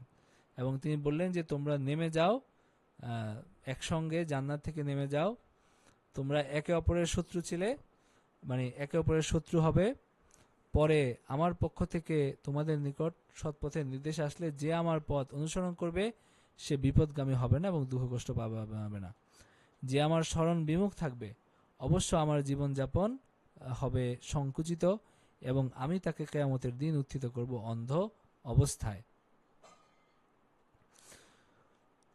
এরপরে সে বলবে, হে আমার প্রতিপালক, কেন আমাকে অন্ধ অবস্থায় উপস্থিত করলে, আমি তো চক্ষুষ্মান ছিলাম। তিনি বলবেন, এইরূপই আমার নিদর্শনাবলী তোমার নিকট এসেছিল কিন্তু তুমি সেটা ভুলে গেছিলে, তুমি অন্ধের মতো ছিলে, তো এই কারণে আমি আজকে তোমাকে ভুলে গেলাম। তো এবং এইভাবে আমি প্রতিফল দেই তাকে যে বাড়াবাড়ি করে এবং এভাবে এবং তার প্রতিপালকের নিদর্শনে বিশ্বাস স্থাপন করে না, পরকালের শাস্তি তো অবশ্যই কঠিনতর এবং অধিক স্থায়ী। ইহাও কি তাদেরকে সৎপথ দেখাইল না যে আমি তাদের পূর্বে ধ্বংস করেছি কত মানব গোষ্ঠী, তাদের বাসভূমিতে তারা বিচরণ করে থাকে, অবশ্যই ইহাতে বিবেক সম্পদের জন্য নিদর্শন আছে। তো এরপরে ৮ নম্বর রুকু, ৮ নম্বর রুকুতে আল্লাহ তাআলা বলছেন যে দুনিয়ার সাফল্যে কাউকে ঈর্ষা করো না, বরং আল্লাহর সন্তুষ্টি প্রার্থনা করো যাতে পরিণাম সৌভাগ্যবান হয়। এরপরে কোরআন আল্লাহর নিদর্শন, তাই বিচার দিবসে অবিশ্বাসীদের জন্য কোনো অজুহাত নাই। তো আল্লাহ তাআলা বলছেন যদি আমার পূর্ব সিদ্ধান্ত একটা কাল নির্ধারিত না থাকতো তাহলে অবশ্যই তারা শীঘ্রই শাস্তি পাইত। সুতরাং তারা যা বলে সে বিষয়ে ধৈর্য ধারণ করো এবং সূর্যোদয়ের পূর্বে ও সূর্যাস্তের পূর্বে তোমার প্রতিপালকের সপ্রশংস পবিত্রতা এবং মহিমা ঘোষণা করো। ওয়াসাব্বিহ বিহামদি রাব্বিকা ক্বাবলা তুলুইশ শামসি ওয়া ক্বাবলা গুরুবিহা, সূর্যাস্তের আগে এবং সূর্যাস্তের পূর্বে, সূর্যোদয়ের আগে এবং সূর্যাস্তের পূর্বে আল্লাহ তাআলার মানে জিকির করতে বলা হয়েছে, এবং দিবসের প্রান্তসমূহে এবং রাতের কথা বলা হয়েছে যে যাতে তুমি সন্তুষ্ট হইতে পারো। ওয়ামিন আনা ইল্লাইলি ফাসাব্বিহ ওয়া আতরাফান নাহারি, দিনের দুই ভাগে, সকাল সন্ধ্যা। ওয়ালা তামুদ্দান্না, এবং তোমার চোখ যেন প্রসারিত করো না তার প্রতি যা আমি বিভিন্ন শ্রেণীকে পার্থিব জীবনে দিছি। মানে তোমরা এখানে কি করো না, এটা দেখে একেবারে যে তারা অনেক কিছু পাইছে, তারা সফল হয়ে গেছে, এটা যেন না ভাবো। আখিরাতের জীবিকাই কি উত্তম এবং সেটাই স্থায়ী, এবং তোমাদের পরিবার পরিজনকে নামাজ কায়েমের নির্দেশ দাও, এবং ওয়াস্তাবির আলাইহা, এটাতে অবিচল থাকো। আমি তোমাদের কাছে রিজিক চাই না, বরং আমি তোমাদেরকে রিজিক দেই, এবং মুত্তাকিদের জন্য শুভ পরিণাম। তারা বলে যে সে তার প্রতিপালকের নিকট হইতে আমাদের নিকট কোনো নিদর্শন আনয়ন করে না কেন? উহাদের নিকট কি আসে নাই সুস্পষ্ট প্রমাণ যা আছে পূর্ববর্তী গ্রন্থ সমূহে? আমি যদি তাদেরকে ইতিপূর্বে শাস্তি দ্বারা ধ্বংস করতাম তবে তারা বলতো যে হে আমার প্রতিপালক, তুমি আমাদের নিকট একজন রাসূল প্রেরণ করলে না কেন? মানে আমি যদি রাসূল না পাঠিয়ে তাদেরকে দাওয়াত না দিয়ে ধ্বংস করে দিতাম তখন তাদের কি থাকতো? অজুহাত থাকতো। তারা বলতো যে আমাদের কাছে কোনো রাসূল আসলে আমরা অনুসরণ করতাম, আমরা লাঞ্ছিত অপমানিত হওয়ার পূর্বে তোমার নির্দেশ মেনে চলতাম, এটা তারা বলবে। বলো যে প্রত্যেকেই প্রতীক্ষা করছে, সুতরাং তোমরাও প্রতীক্ষা করো, অতঃপর তোমরা জানতে পারবে কারা রয়েছে সরল পথে এবং কারা সৎপথ অবলম্বন করছে। আচ্ছা, 16 পড়া শেষ। কারো কোনো প্রশ্ন আছে?